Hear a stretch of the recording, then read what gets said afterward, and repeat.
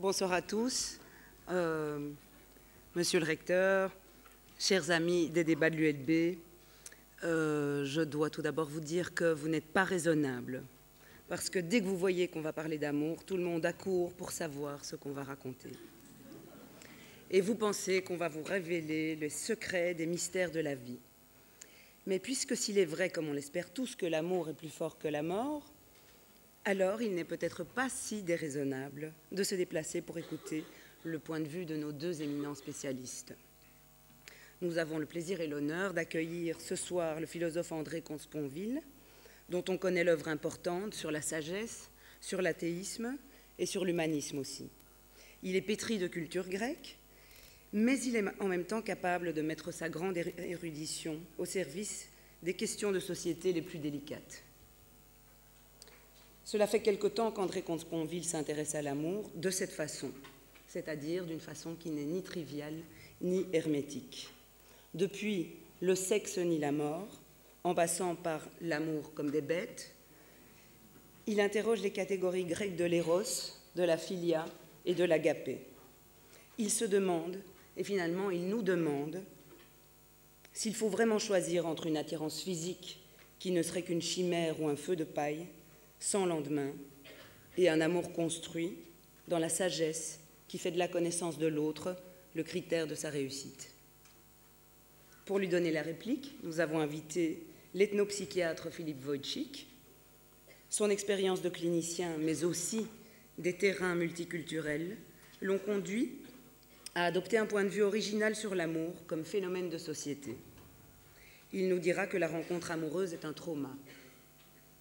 Il nous dira que le milieu psy est aujourd'hui gêné à l'idée de parler d'amour comme si c'était devenu tabou, honteux, plus que le sexe. Comme toujours, au débat de l'ULB, nous essayons d'aborder la question depuis des éclairages différents. Le choix des invités du jour promet une soirée particulièrement riche de ce point de vue, nous l'espérons. Le poète Pascal Quignard a dit que passer de la passion à l'amour est une ordalie. Nous serons, j'en suis sûre, à l'issue de cette soirée, armés pour traverser cette épreuve des épreuves, l'ordalie, l'épreuve du feu.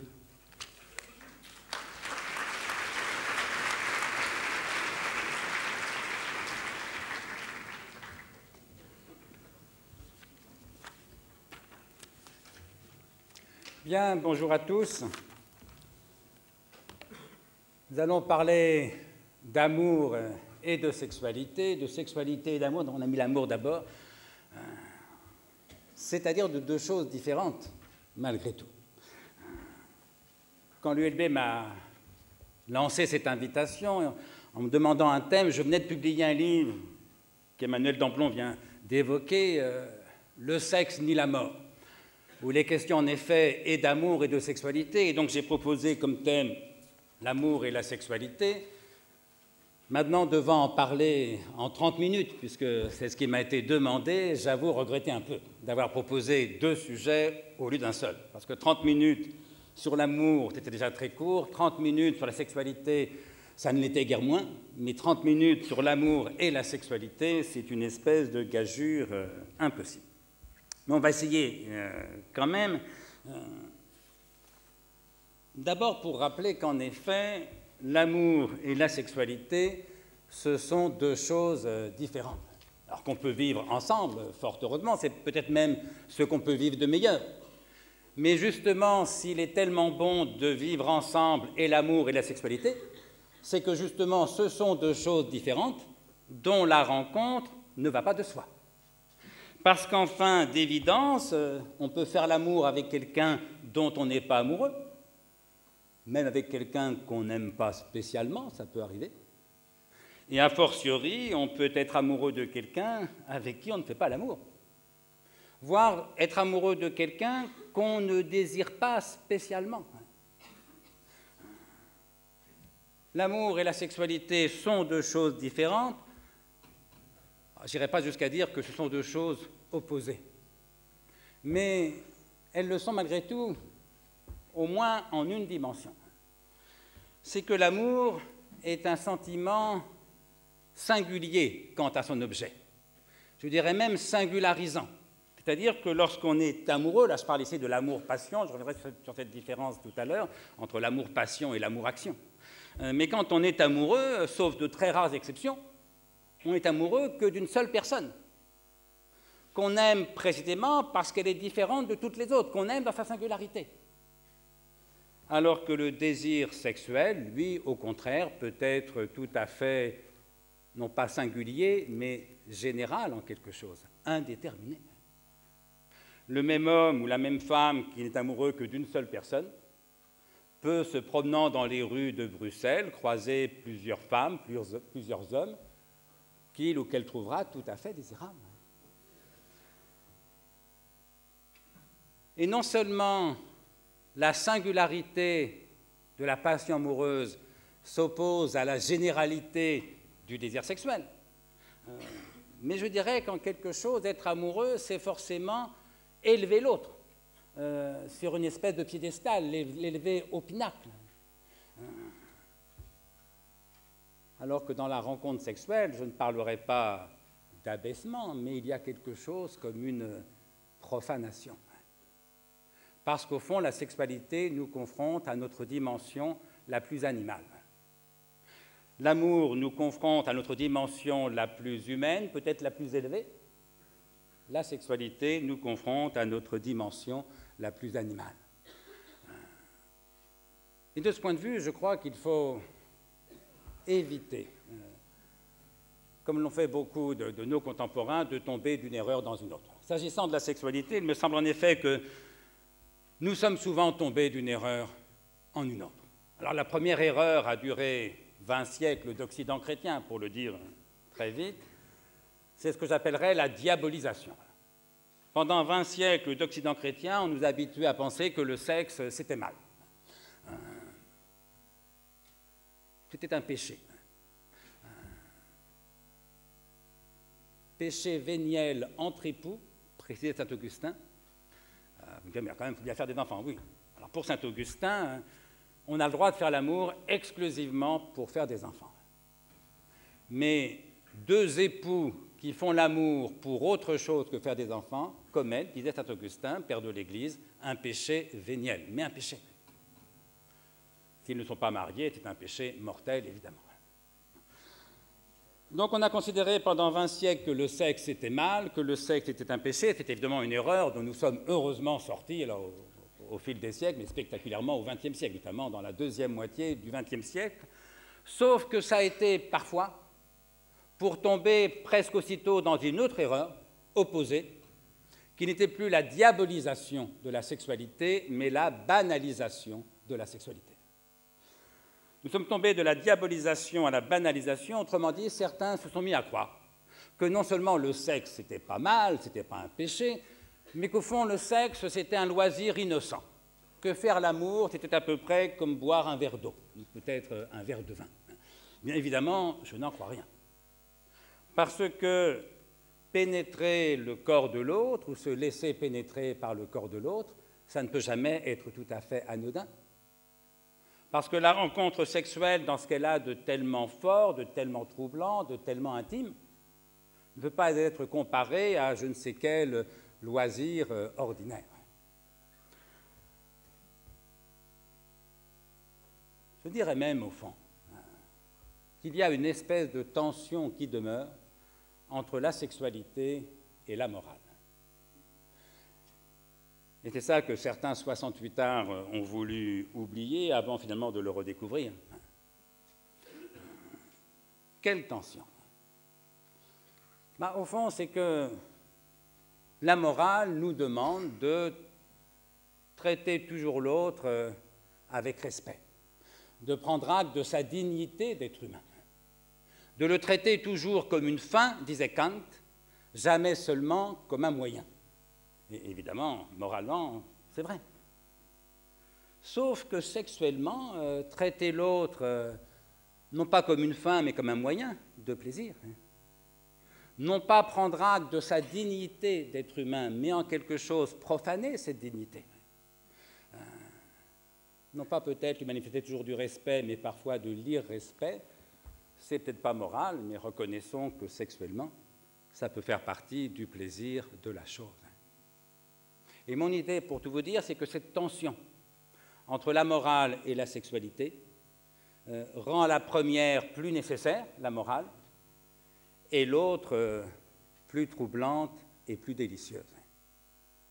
Parce que justement, comme le montre bien Bataille, finalement, c'est parce que la sexualité garde ce que Bataille appelle un goût de péché, elle ne va pas retomber dans la diabolisation, mais justement le sentiment d'une transgression, que pénétrer le corps de l'autre, se laisser pénétrer par lui, ça n'est pas un loisir tout à fait innocent. Parce que c'est justement parce que nous sommes des êtres humains que nous confrontés à cette dimension la plus animale de notre existence, ça ne va jamais tout à fait de soi. Et c'est justement parce que le sexe est amoral que nous avons besoin de morale, y compris entre amants, bien sûr. La morale n'en est que plus nécessaire et la sexualité n'en est que plus troublante et plus délicieuse. C'est pourquoi dans le livre « Le sexe et la mort », je reprends l'idée de Bataille, à savoir que l'homme est un animal érotique. Parce que pour qu'il y ait érotisme, dit Bataille, il faut qu'il y ait transgression. Or, pour qu'il y ait transgression, bien sûr, il faut qu'il y ait interdit. Et c'est justement parce que la sexualité fait l'objet d'une espèce d'interdit vague, comme dit Bataille. Alors comprenez-moi bien, personne ne vous interdit de faire l'amour avec votre amant ou votre maîtresse, votre épouse. Mais enfin, vous ne le feriez pas en public. Vous ne le feriez pas devant vos enfants. Et c'est le seul acte qui soit à ce point naturel, normal. Nous ne serions pas là si nos parents ne l'avaient pas accompli, cet acte-là. Et à ce point caché. Puis encore une fois, on ne le ferait ni en public, ni encore moins devant ses enfants. Il n'y a érotisme que là où il y a transgression. Il n'y a transgression que là où il y a morale, interdit. Si bien que c'est justement parce que nous sommes des êtres moraux que nous sommes aussi des êtres érotiques. L'homme est un animal érotique parce que l'homme est un animal moral. Il n'y a donc surtout pas à choisir entre la morale et la sexualité. Il faut au contraire comprendre que c'est parce qu'elles sont différentes qu'on a besoin des deux, que la morale est à ce point nécessaire et encore une fois que la sexualité est à ce point troublante et délectable. Bref, les bêtes, parce que nous sommes des animaux, mais nous ne sommes pas des bêtes. Les bêtes qui font l'amour innocemment ne savent pas ce qu'elles perdent.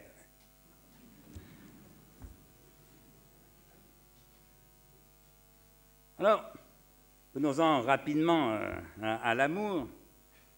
Mais d'abord, de quel amour parle-t-on? Parce qu'au fond, je peux aimer la femme ou l'homme dont je suis amoureux. J'aime mes enfants, d'évidence, ce n'est pas le même amour. Je peux aimer mes amis, mes parents, ce n'est pas le même amour. Je peux aimer la musique, la philosophie, le bon vin, bref, combien d'amours différents pour combien d'objets différents. Si bien que lorsqu'on parle d'amour en français, le mot a tellement de sens différents que lorsqu'on parle d'amour en français, ça fait ordinairement plaisir à tout le monde, mais d'autant plus peut-être que personne ne sait exactement de quoi l'on parle. C'est bien que pour ma part, s'agissant d'amour, j'ai pris l'habitude, une fois n'est pas coutume, non pas de parler grec, j'en serais bien sûr incapable, mais d'utiliser les 3 mots grecs dont les anciens se servaient pour désigner 3 types différents d'amour. Ce sont les 3 noms grecs de l'amour. Emmanuel les a rappelés tout à l'heure, Eros, Philia, Agapé. Ça va être le plan de ce très bref exposé concernant l'amour. Commençons par Eros. Alors, le mot est très connu en français, mais souvent mal compris. Parce qu'à cause des mots érotisme, érotique, érogène, beaucoup de gens croient qu'Eros en grec, c'est la sexualité. Pas du tout. Eros, le mot commun Eros en grec, ça ne signifie pas le sexe, ça signifie l'amour. Le petit dieu Eros, ce n'est pas le dieu du sexe, qui serait plutôt Aphrodite, c'est le dieu de l'amour. Eros, ce n'est pas le sexe, c'est l'amour, mais c'est un amour très particulier. Parce que Eros, en grec, c'est l'amour passion. C'est l'amour que l'on ressent quand on est amoureux, mais alors au vrai sens le plus fort du mot amoureux, quand on est redingue amoureux, comme on dit aujourd'hui. Autrement dit, mesdames, Eros, c'est l'amour que vous ressentiez pour votre époux avant qu'il ne soit votre époux. Pareil pour vous, messieurs. Alors, je ne doute pas que ça soit, pour certains d'entre vous, encore très bien aujourd'hui. Peut-être même que pour plusieurs d'entre vous, c'est encore mieux aujourd'hui, c'est tout le mal que je vous souhaite. Mais malgré tout, rappelez-vous à quel point c'était différent. Éros, c'est la passion amoureuse, et philosophiquement, c'est l'amour selon Platon. Parce que le plus beau texte de philosophie jamais écrit sur cet amour-là, de l'avis, je pense, unanime de tous mes collègues, c'est un texte célébrissime de Platon qui s'appelle « Le banquet ». Dans le banquet, il y a plusieurs discours différents. Je ne retiens, faute de temps, que le dernier, le plus important philosophiquement, celui de Socrate, le maître de Platon, par la bouche duquel Platon, dans le banquet, s'exprime.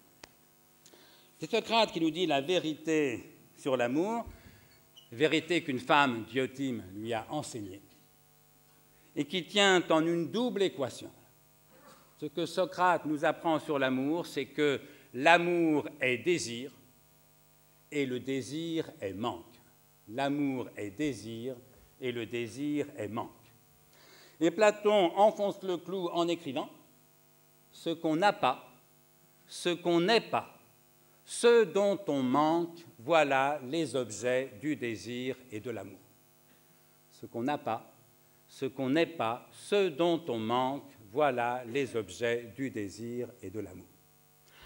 J'ajouterai simplement, et voilà pourquoi le bonheur si souvent est manqué. Voilà pourquoi, comme dit le poète Louis Aragon, il n'y a pas d'amour heureux. Pas de panique pour les jeunes mariés ou ceux qui sont venus en couple. J'en suis qu'au premier temps de mon exposé. J'ai encore 15 minutes pour sauver votre couple. Enfin, si c'est encore possible, je ne peux pas non plus faire des miracles. Mais bon, si c'est possible, on devrait y arriver. Mais avant d'entreprendre, notamment avec Spinoza, on va le voir, de sauver votre couple, prenons le temps avec Platon de comprendre qu'il y a bien en effet quelque chose à sauver, autrement dit qu'il y a bien, comme on dit, un problème quelque part. Ce que tous ceux qui sont en couple depuis quelques années ont compris depuis longtemps. Ça fait pas rire les mêmes, ça. Hein? Bon, enfin. Le problème, c'est quoi? Le problème, c'est que si l'amour est désir et si le désir est manque, je n'aime et ne désire par définition que ce qui me manque, et donc je n'aime et ne désire que ce que je n'ai pas. Or, qu'est-ce que c'est qu'être heureux? Bien, Platon répond, mais chacun d'entre nous pourrait répondre la même chose. Être heureux, c'est avoir ce qu'on désire. Alors, pas forcément tout ce qu'on désire, parce qu'on sait bien qu'à ce compte-là, on ne sera jamais heureux, mais enfin, être heureux, c'est avoir une bonne part, peut-être la plus grosse part de ce qu'on désire. C'est ça, le bonheur. Très bien. Mais si le désir est manque, tu ne désires par définition que ce que tu n'as pas, et si tu ne désires que ce que tu n'as pas, par définition, tu n'as jamais ce que tu désires. Et donc, tu n'es jamais heureux, puisque être heureux, c'est avoir ce qu'on désire. Non pas, bien sûr, qu'aucun de nos désirs ne soit jamais satisfait. La vie, heureusement, n'est pas difficile à ce point. Mais parce que dès qu'un de nos désirs est satisfait, il n'y a plus de manque, puisqu'il est satisfait. Oui, mais si le désir est manque, s'il n'y a plus de manque, il n'y a plus de désir. Vous n'avez donc pas ce que vous désirez, il n'y a plus de désir. Vous avez ce que vous désiriez avant du temps où vous ne l'aviez pas. Oui, mais là, chers amis, je suis désolé, être heureux, ce n'est pas avoir ce qu'on désirait. Être heureux, c'est avoir ce qu'on désire. Et vous, ce que vous avez, ce n'est pas ce que vous désirez. C'est ce que vous désiriez avant du temps où vous ne l'aviez pas. C'est pour ça que vous n'êtes pas heureux. Pardon pour ceux ici qui sont pleinement heureux, ce n'est pas à moi qui le donne tort, c'est à Platon. Mais comme il donne par la même raison à Spinoza, je l'en félicite d'avance. Je leur demande simplement 5 minutes de patience, le temps que j'explique aux autres, bien sûr, pourquoi les autres, eux, ne sont pas heureux. En gros, évidemment, mon idée, c'est qu'on est une grosse majorité ici, à être tantôt chez Platon, tantôt chez Spinoza, tantôt heureux, tantôt pas heureux, peut-être plus souvent d'ailleurs dans l'entre-deux, qui les sépare ou qui les unit. Mais que justement, pour comprendre le fonctionnement de cet entre-deux, il importe de comprendre d'abord la logique de chacun des deux pôles qui en structurent l'espace. Bien voilà, le pôle Platon, c'est le pôle du manque. Tant que je n'aime et ne désire que ce que je n'ai pas, je n'ai jamais ce que je désire et ce que j'aime, je ne suis donc jamais heureux. Je pourrais prendre 1000 exemples de ça, mais retenons-en un seul. la passion amoureuse. Parce qu'au fond, tomber amoureux en langage platonicien, qu'est-ce que ça veut dire? Tomber amoureux en langage platonicien, ça veut dire que vous découvrez tout d'un coup que quelqu'un vous manque terriblement. Jusque-là, vous disiez bien, pépère, peinard, et puis un beau soir, chez des amis communs, patatras, coup de foudre ravageur, vous rencontrez la femme ou l'homme qui vous manque terriblement. Vous ne supportez plus de vivre sans elle ou sans lui. Vous êtes tombé amoureux. Si vous êtes célibataire, c'est plutôt marrant. Enfin, c'est déjà compliqué à la vérité, mais la vie devient plus intense, plus poétique, avec un côté champagne. Si vous êtes marié, c'est une espèce de catastrophe et une source d'emmerdement à peu près indéfinie. Alors, on va imaginer, pour la simplicité de mon modèle, que vous êtes célibataire, mais je ne peux pas vous garantir que ça ne tombe que sur des célibataires. Donc, vous êtes célibataire, par hypothèse, et un beau soir, chez d'amis communs, vous rencontrez la femme ou l'homme, je vais dire la personne, pour ne pas avoir toujours à hésiter entre le masculin et le féminin. Vous rencontrez la personne qui vous manque terriblement, vous ne supportez plus de vivre sans elle, vous êtes tombé amoureux. Vous entreprenez donc de séduire cette personne. Et là, de deux choses l'une, ou bien vous y arrivez, ou bien vous n'y arrivez pas. Si vous n'y arrivez pas, le manque se transforme en souffrance. Vous aimez quelqu'un qui ne vous aime pas. C'est ce qu'on appelle un chagrin d'amour. Mais si vous arrivez à séduire cette personne, elle vous aime aussi. Vous vous installez ensemble. Éventuellement, vous vous mariez, vous faites des enfants. Et là, forcément, à force d'être là tous les soirs, tous les matins, à force de partager votre vie et votre lit, inévitablement, cette personne va vous manquer de moins en moins. Ce n'est pas qu'elle n'est pas bien, c'est qu'elle est là, simplement. C'est qu'à la lettre, elle ne manque plus. Le problème, c'est que si le désir est manque, si elle ne vous manque plus, ou si elle vous manque de moins en moins, ça veut dire que vous la désirez de moins en moins. C'est même étonnant quand on y pense, hein. Comme 6 mois plus tôt, ou 6 ans, pour certains, chacun son rythme, vous la désiriez plus que toutes les autres. Et puis 6 mois ou 6 ans plus tard, la première jeune fille, un peu jolie et court vêtue, qui passe devant vous dans la rue, messieurs. Le premier homme un peu séduisant et mystérieux dont vous croisez le regard, mesdames, tout d'un coup vous paraît tellement plus désirable. Le problème, c'est que si l'amour est désir, ça veut dire aussi que vous l'aimez de moins en moins.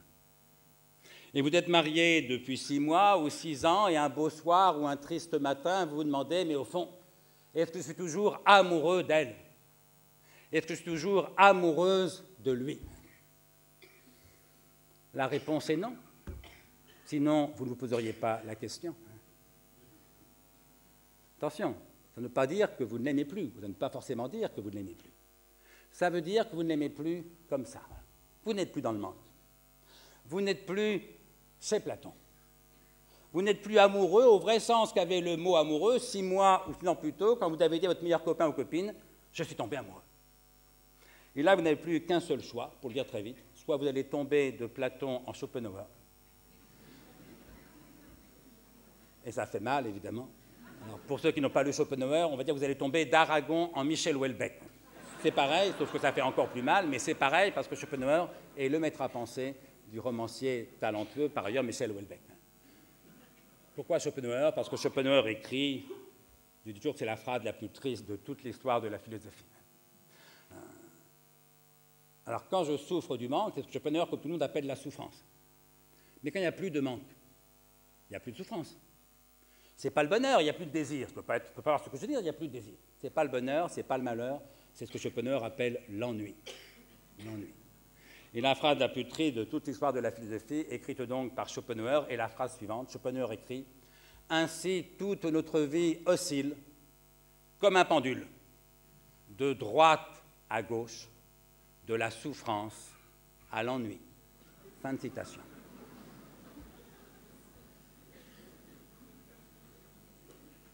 Souffrance du chagrin d'amour, ennui du couple. Ça fait moins rire aussi. Hein? Rassurez-vous, il n'y a pas de couple où l'on ne s'ennuie jamais, ça n'existe pas. Ça n'existe dans les mauvais livres d'amour. Mais il y a beaucoup de couples où l'ennui n'est pas la règle. où l'ennui est l'exception. Il y a une chose que Platon n'explique pas, peut-être une seule ou plusieurs, mais qui viennent tout de même. Ce que Platon n'explique pas, c'est qu'il existe parfois des couples heureux. Et on est plusieurs dans la salle à le savoir d'expérience.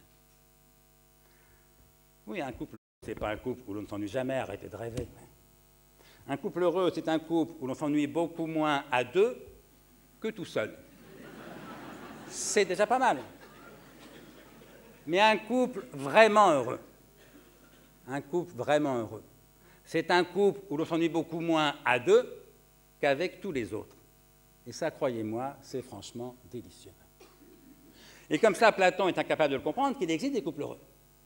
On a besoin d'avoir une deuxième théorie de l'amour. C'est plus celle de Platon, c'est celle de Spinoza ou d'Aristote. En grec, on ne dit plus éros, on dit philia. Philia, qu'on traduit un peu platement par amitié, mais c'est une mauvaise traduction, mais il n'y en a pas qui s'impose pour dire amour, simplement. Sauf que philia, c'est l'amour de ceux qui ne manquent pas, mais qui réjouit. Aristote, déjà, disait très joliment « aimer, c'est se réjouir ». Et Spinoza dira dans la même ligne d'idée « l'amour est une joie qu'accompagne l'idée d'une cause extérieure ». Autrement dit, aimer, c'est se réjouir de. C'est que nous montre, je vais suivre Spinoza plutôt qu'Aristote, Spinoza serait d'accord avec Platon pour dire que l'amour est désir, ça oui, mais certainement pas pour dire que le désir est manque. Pour Spinoza, l'amour est désir, mais le désir n'est pas manque, le désir est puissance. Puissance de jouir et jouissance en puissance. Attention, je n'ai pas dit pouvoir au sens politique du terme, non, puissance. Puissance de jouir, jouissance en puissance, autrement dit puissance exactement au sens où l'on parle très communément de la puissance sexuelle. On en parle surtout pour les hommes, on peut en parler exactement au même sens pour les femmes. Qu'est-ce que c'est que la puissance sexuelle? C'est la puissance de jouir, donc la jouissance en puissance. Parce qu'enfin, si vraiment Platon avait toujours raison, si nous ne savions désirer que ce qui nous manque, reconnaissons que notre vie sexuelle serait encore plus difficile et compliquée qu'elle n'est. Spécialement la nôtre, messieurs. Parce qu'enfin, il faut bien qu'en un certain moment, nous soyons en état de désirer celle exactement qui ne manque pas, puisqu'elle est là, puisqu'elle se donne, puisqu'elle s'abandonne. Vous savez, il y a un gendarme qui est vraiment platonicien, ou chez Platon, enfermé chez Platon. C'est ce genre d'homme qui n'a envie de faire l'amour que lorsqu'il est tout seul.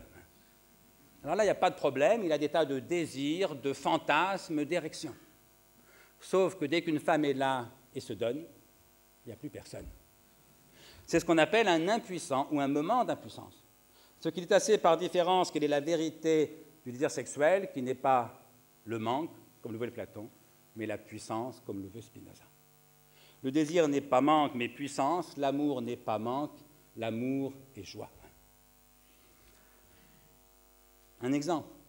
Imaginez, mesdames, que demain, dans une rue de Bruxelles, un homme vous aborde.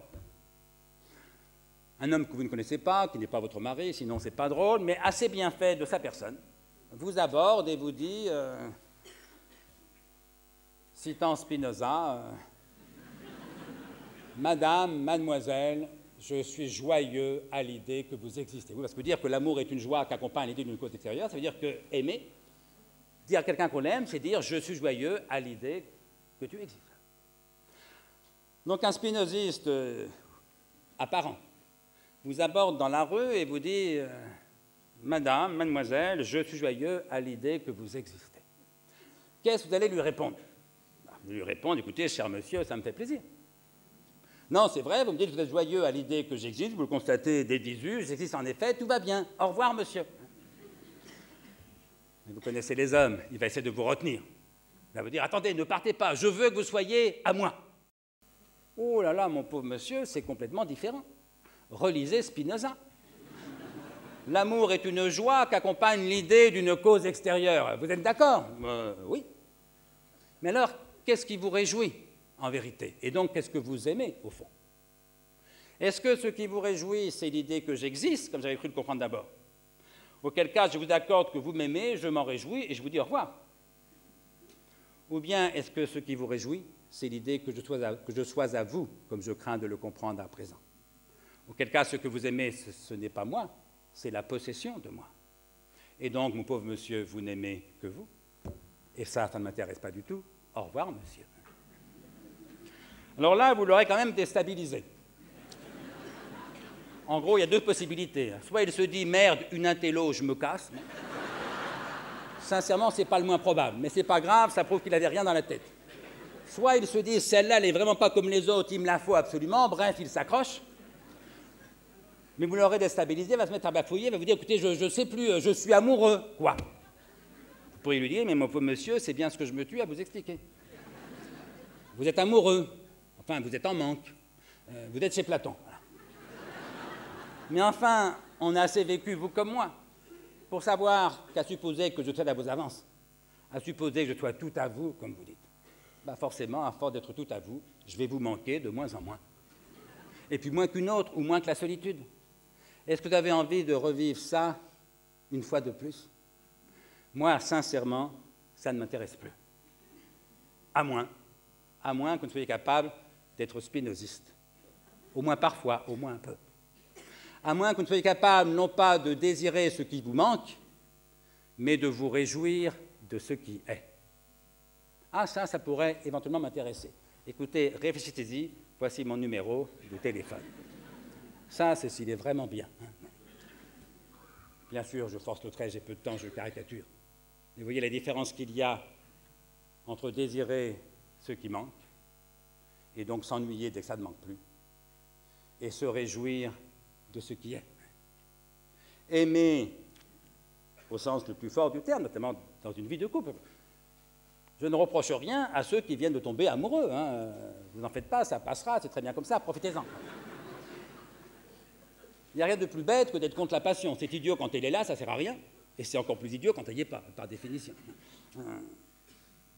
Simplement, il faut comprendre que si on veut vivre ensemble quelque chose qui dure, il s'agit non pas de tomber de Platon en Schopenhauer. Alors, qu'est-ce que c'est qu'un couple malheureux? C'est un couple qui est tombé de Platon en Schopenhauer. Quand il n'y a plus de manque, il ne reste que l'ennui. Qu'est-ce que c'est qu'un couple heureux? C'est un couple qui est monté de Platon en Spinoza. Quand il n'y a plus de manque, il reste la joie. Aimer, au sens de la philia, c'est pas manquer de, c'est jouir et se réjouir de l'existence de l'autre, de la présence de l'autre, de l'amour de l'autre. C'est pas moins d'amour, c'est plus d'amour. Et puis je vous dire, être en manque, désirer ce qu'on n'a pas, c'est la portée de n'importe qui. N'importe quel beauf est capable d'être en manque. N'importe quel gamin ou gamine de 15 ou 16 ans peut tomber amoureux, y compris d'une vedette de la chanson qu'il n'a jamais rencontrée. Oui, aimer ce qui manque, c'est facile. Se réjouir de ce qui est, c'est autrement difficile, autrement important, autrement émouvant. Bref, pour terminer par un exemple, messieurs, ça se passe souvent dans ce sens-là. Peut-être avez-vous dit lors de la dernière Saint-Valentin à votre compagne ou à votre épouse, ma chérie, ça fait 15 ans qu'on vit ensemble, toi et moi.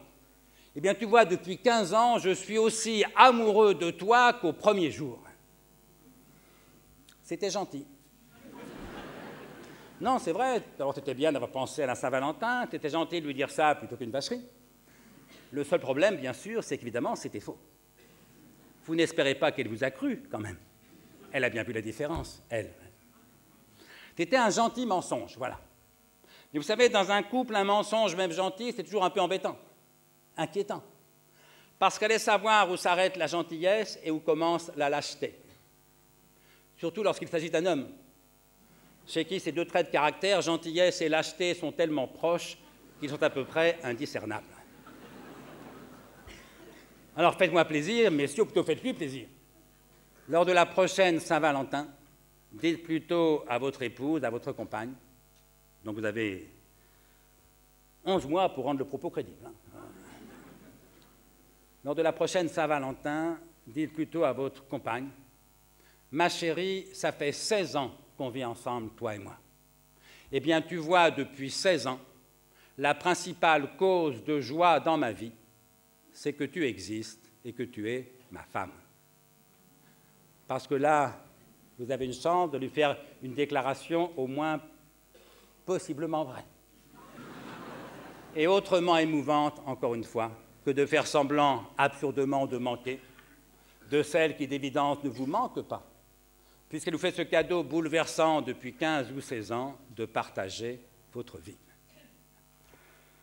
Je voudrais parler d'agapé. Alors agapé, mais je vais m'arrêter là, rassurez-vous Emmanuel, mais c'est l'amour du prochain, c'est l'amour non pas selon Platon, ni selon Spinoza, on pourrait dire l'amour selon Jésus-Christ ou selon Simone Weil, pour citer un philosophe, une philosophe en l'occurrence. Juste un exemple pour rendre ça plausible. J'imagine pour ceux qui ont des enfants, imaginons qu'ils soient dans leur chambre à l'étage, d'habiter en pavillon. Il est tard, c'est l'heure d'aller se coucher, ou il faut qu'ils fassent leurs devoirs, ou qu'ils rangent leur chambre, que sais-je. Bref, vous montez à l'étage pour affirmer joyeusement votre puissance, comme dirait Spinoza. Par amour, hein, mais vous allez rétablir l'ordre, affirmer votre puissance. Et puis, vous arrivez sur le palier, au premier étage, et devant la porte entr'ouverte de la chambre des enfants, voyez les 2 ou 3 petites têtes brunes ou blondes, tellement fragiles, tellement bouleversantes de fragilité, tellement bien sans vous, qu'au lieu d'entrer dans la chambre pour affirmer joyeusement votre puissance, vous redescendez l'escalier, le cœur sur la pointe des pieds, le cœur bouleversé d'amour et d'inquiétude. Eh bien, ce moment où vous renoncez à affirmer votre puissance, pour Simone Weil, c'est un moment de charité. Qu'est-ce que c'est que la charité pour Simone Weil? Simone Weil, c'est souvent la formule de Thucydide, toujours et partout, tout être tente à affirmer au maximum sa puissance. Eh bien voilà, Simone Weil dit la charité, c'est le contraire. L'amour de charité, agapé, ça n'est pas un amour sans puissance, c'est un amour qui renonce à affirmer au maximum sa puissance. On pourrait appeler la douceur de l'amour ou l'amour de la douceur, dont l'esprit a été résumé en une très belle formule d'Adorno, qui sera ma conclusion. C'est peut-être de tout ce que j'ai lu sur l'amour ce qui me touche le plus. Adorno, dans Minima Moralia, et donc philosophe allemand contemporain, enfin du XXe siècle, Adorno écrit « Tu seras aimé », alors, il dit « tu », mais en vérité c'est à lui qu'il parle. « Tu seras aimé quand tu pourras montrer ta faiblesse sans que l'autre s'en serve pour affirmer sa force. » Bien, cet amour-là, ça n'est plus la violence d'Eros, ça n'est pas seulement l'affirmation joyeuse de la puissance d'exister que les Grecs appelaient philia, mais c'est cet horizon de douceur, sans lequel et Eros et philia manqueraient toujours de quelque chose. Je vous remercie pour votre attention.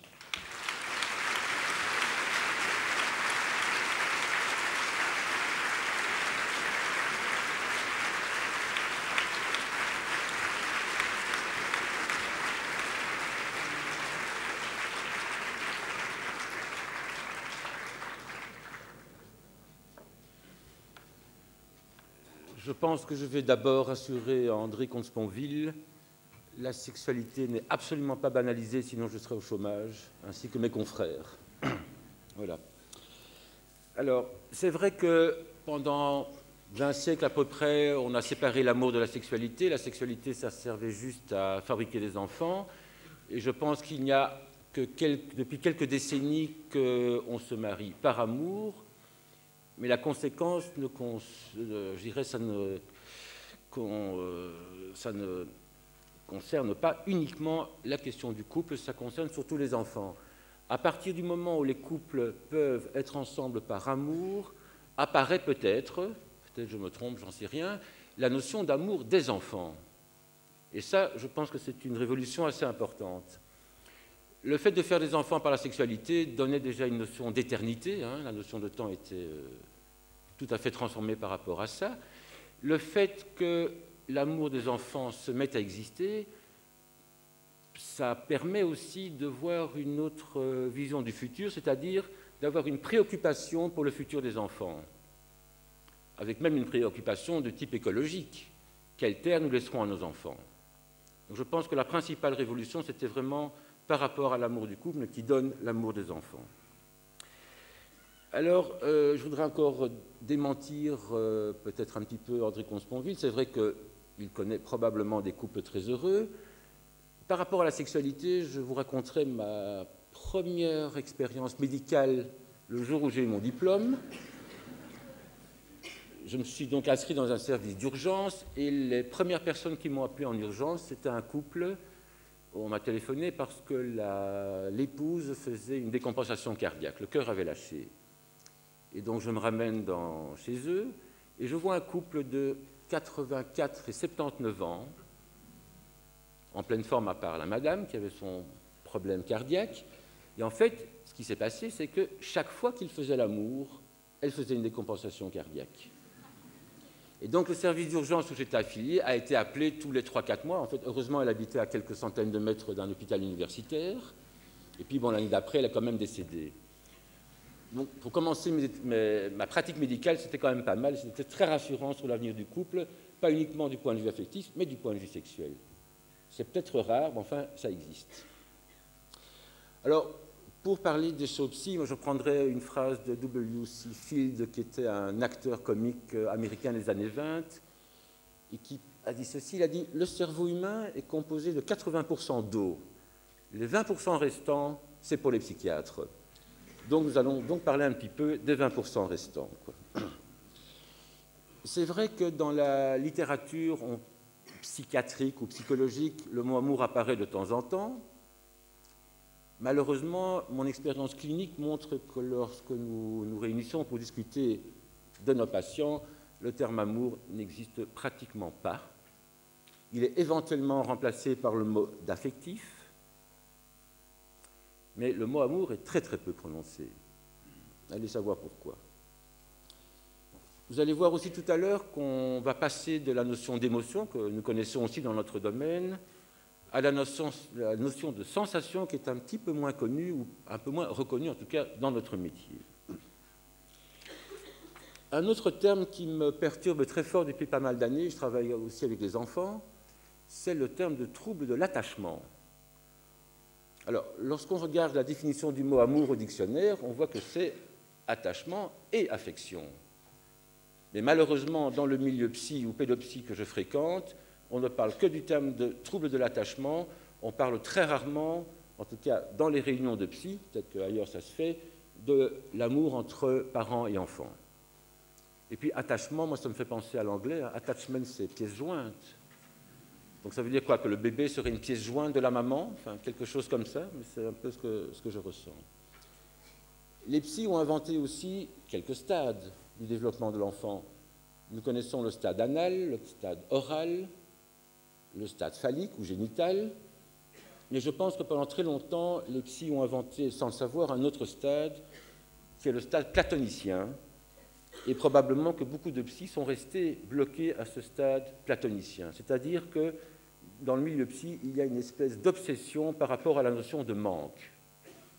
Alors, peut-être qu'on pourra débattre tout à l'heure, est-ce que manque égale souffrance? Je ne suis pas sûr, en tout cas pas toujours. Mais déjà, quand on était étudiant, on apprenait que quand le bébé sortait du ventre de la mère, il était déjà en manque de quelque chose. Moi, j'ai toujours pensé qu'être coincé pendant 9 mois, on est très content de sortir, mais ça se discute. Et puis, en travaillant beaucoup avec les toxicomanes, on s'est rendu compte aussi, et je reprends la phrase de Lievenstein d'il y a une quarantaine d'années, Lievenstein disait « Le toxicomane recherche le manque ». Comme si le manque pouvait être un début de quelque chose et pas uniquement une souffrance. Et je pense que cette phrase est importante et qu'on peut la placer dans d'autres domaines que la toxicomanie. Alors, il est vrai que parmi les grandes références en philosophie, vous avez cité pas mal de grandes références. C'est vrai qu'en psy, nous les avons aussi. Nous avons Freud qui a parlé d'amour, nous avons Jung qui parlait d'amour, nous avons Lacan qui a parlé d'amour. Depuis lors, il y en a un peu moins des auteurs qui parlent d'amour, sauf des personnages comme Boris Cyrulnik ou éventuellement Marcel Ruffo, avec les enfants. Mais c'est vrai que Lacan, qui s'est servi quand même aussi de la lecture du Banquet de Platon, tout en le critiquant un petit peu, a théorisé... Alors c'est vrai que c'est très compliqué à lire Lacan, mais on peut lire des choses sur Lacan, c'est beaucoup plus simple. Il a beaucoup parlé du transfert et je pense que c'est un des rares psys qui associe le mot transfert au mot amour. Et d'ailleurs, il y a un auteur qui s'appelle Jean Alouche, qui est psychanalyste aussi, qui a beaucoup écrit sur Lacan, qui lui a inventé un néologisme. Il parle du mot transmour, transfert et amour. Alors vous savez ce que Lacan avait dit sur l'amour? L'amour, c'est donner ce qu'on n'a pas à quelqu'un qui n'en veut pas. Je répète un peu, voilà. Ce que Lacan avait montré aussi dans cette notion de transfert, c'est qu'au départ, on pensait que c'était uniquement l'analyse du transfert du patient par rapport au thérapeute. Et c'est vrai que dans l'évolution de la théorie, enfin, des leçons de Lacan sur le transfert, on se rend compte, et ça se vérifie en clinique, qu'en fait, il s'agit peut-être même de l'inverse. On part peut-être de l'amour, transfert, du patient vers le thérapeute, mais la question finale, c'est de trouver quel est le désir du thérapeute et pas uniquement le désir du patient. Enfin, ce n'est pas un cours de psychanalyse, donc je vais m'avancer un petit peu. Je viens de parler quand même, puisque je suis ethnopsychiatre, de la culture occidentale, pour passer un petit peu sur un autre continent, qui est le continent africain. Et c'est vrai que pas mal de notions que nous utilisons, Emmanuel a cité le mot de trauma, c'est vrai qu'en tout cas, moi j'ai pu les comprendre par rapport à l'étude de ce qu'on appelle les phénomènes de possession en Afrique principalement, quoi. Alors, c'est vrai qu'on a parlé tout à l'heure du coup de foudre, et c'est vrai qu'on pourrait dire que le coup de foudre fonctionne exactement de la même façon. Hein. Je vous rappelle que la définition du trauma ne s'applique pas uniquement à des événements négatifs. Hein, le coup de foudre qui fonctionne comme un trauma est relativement positif. Un trauma, c'est quoi? C'est un événement qui arrive lorsqu'on ne s'y attend pas et qui nous transforme, qui nous métamorphose. Et ça, c'est une notion très importante qui est un petit peu moins connue ici en Occident. Hein. C'est-à-dire qu'on parle toujours d'un couple comme si ce couple était le même, malgré les changements de vie, les événements qui se passent. Mais en fait, très souvent, on se rend compte que les gens ne sont plus les mêmes. On change tout à fait d'identité, de perception, de sensation lorsqu'il se passe un événement de type traumatique. Quelqu'un qui a vécu un traumatisme va vous dire « je ne suis plus le même qu'avant ». Et ça, c'est la phrase la plus importante. Et je pense que dans le décours d'une relation amoureuse, on a affaire à la même chose. Vous savez, la plus belle histoire de thérapie de couple que j'ai entendue, c'était notre maître Ziggy Hirsch qui l'avait formulée. Il racontait que la plus belle thérapie de couple était faite par un rabbin, il y a pas mal de temps. Il expliquait, voilà, un couple vient le voir, ils ont pas mal de problèmes. Comme ce sont des juifs orthodoxes, le rabbin dit, voilà, il ne dit rien d'autre, il dit, je voudrais que vous passiez la semaine prochaine et que vous m'ameniez votre contrat de mariage. Contrat de mariage, évidemment en hébreu. Le couple se rapplique à la séance suivante. Le rabbin prend le contrat de mariage, va chercher une petite lame de rasoir et supprime une lettre. Et rend le contrat de mariage au couple en disant, voilà, vous pouvez aller en paix, vous êtes guéris. 30 secondes la thérapie. Hein. Le rabbin, il a fait quoi? En supprimant une lettre, alors c'est vrai qu'il y a toute une symbolique entre les lettres et les chiffres dans le judaïsme, ce qu'on appelle la Kabbale, le côté non mystique, je dirais, mais il a fait quoi? Il a fabriqué un autre contrat de mariage, puisqu'il a supprimé une lettre. En fait, il a fabriqué un autre couple. Et je pense que très souvent, si nous sommes face à des échecs dans les thérapies de couple, c'est que nous n'arrivons malheureusement pas à faire un autre couple avec le couple que l'on a devant nous. Hein? Alors, je ne vais pas m'étendre sur cette notion de possession, mais c'est vrai que lorsqu'on étudie les phénomènes de possession, on a vraiment une analogie parfaite avec ce qu'on peut appeler un trauma, donc l'événement qui arrive, la métamorphose, une autre identité. D'ailleurs, vous savez que dans les phénomènes qui sont très proches, qui sont les phénomènes d'initiation, on change réellement de nom, on devient réellement quelqu'un d'autre. Hein, et ça, c'est une notion absolument capitale. Autre chose, alors à propos des patients africains que nous voyons à la consultation d'ethnopsychiatrie à Brugman, on a reçu, ça c'est une petite parenthèse clinique, nous avons reçu à une époque quelques couples mixtes, donc femmes d'origine africaine, mariées avec un Belge, probablement ils ont vécu en Afrique d'abord et puis en Europe. Il faut savoir que ces couples-là, en Afrique, tout va très bien. Il y a très peu de problèmes de couple. La femme est chez elle, entourée de toute sa communauté. Le mec est là-bas reconnu, il a une profession, il y a peu de blancs, donc voilà, tout va bien, quoi. Malheureusement, quand les gens reviennent en Belgique, ça se passe tout à fait autrement. Les femmes sont tout à fait paumées, et souvent, ce n'est pas dans la capitale qu'elles se retrouvent, donc elles se retrouvent dans un environnement où il n'y a pas une seule personne auquel elle peut s'identifier. Et d'autre part, très souvent, le type revient ici, il n'est plus personne, et parfois il n'a même plus de boulot. Hein, donc déjà, on peut avoir le même couple qui a deux endroits différents, vont être complètement paumés ou pas. Ça, c'est une chose. Alors, ce qui m'a fort amusé, c'était les remarques de quelques, c'est pas une seule, hein, quelques couples, enfin quelques femmes africaines par rapport à leur mari. Donc, je servais un petit peu de, je ne sais pas très bien de quoi, de modèle ou de, enfin, la femme s'interrogeait, elle me posait la question suivante. Dis, docteur, comment se fait-il qu'en Europe, les Blancs, il faut toujours leur dire qu'on les aime? Chez nous, c'est pas comme ça. Si je reste avec lui, c'est que je l'aime. Je ne suis pas obligé tous les jours de lui dire. Hein, donc ça, c'est une phrase que l'on entend quand même très régulièrement et qui est très codée culturellement. Une autre notion que l'Afrique peut nous apprendre, c'est l'apparition de cette notion de tiers dans la relation amoureuse. Et il est vrai que le dernier bouquin de Toby Nathan, qui s'appelle Filtre d'amour, le bouquin est consacré à ce sujet-là. Et c'est vrai qu'à notre consultation, nous avons pas mal de problématiques ou d'histoires amoureuses où il y a très souvent l'intervention d'un objet. Alors, c'est soit un objet qu'on appellerait un objet sort, soit un objet qu'on appelle objet thérapeutique, que nous utilisons aussi. Je prends simplement une courte histoire clinique d'une patiente marocaine qui nous avait été envoyée parce qu'elle avait deux problèmes. La nuit, elle n'arrivait pas à dormir, parce qu'elle avait une histoire d'esprit, c'est ce qu'elle avait raconté aux autres psychiatres. Et d'autre part, elle avait un problème parce qu'elle n'arrivait pas à trouver, avoir une relation avec un bonhomme ici à Bruxelles. En fait, en discutant avec cette femme, on s'est rendu compte qu'elle était effectivement possédée la nuit par un esprit, mais possédée sexuellement par un esprit. Elle avait une jouissance sexuelle. L'esprit que j'ai appelé fiancé de la nuit, apparemment c'est le terme qui est parfois utilisé au Maghreb.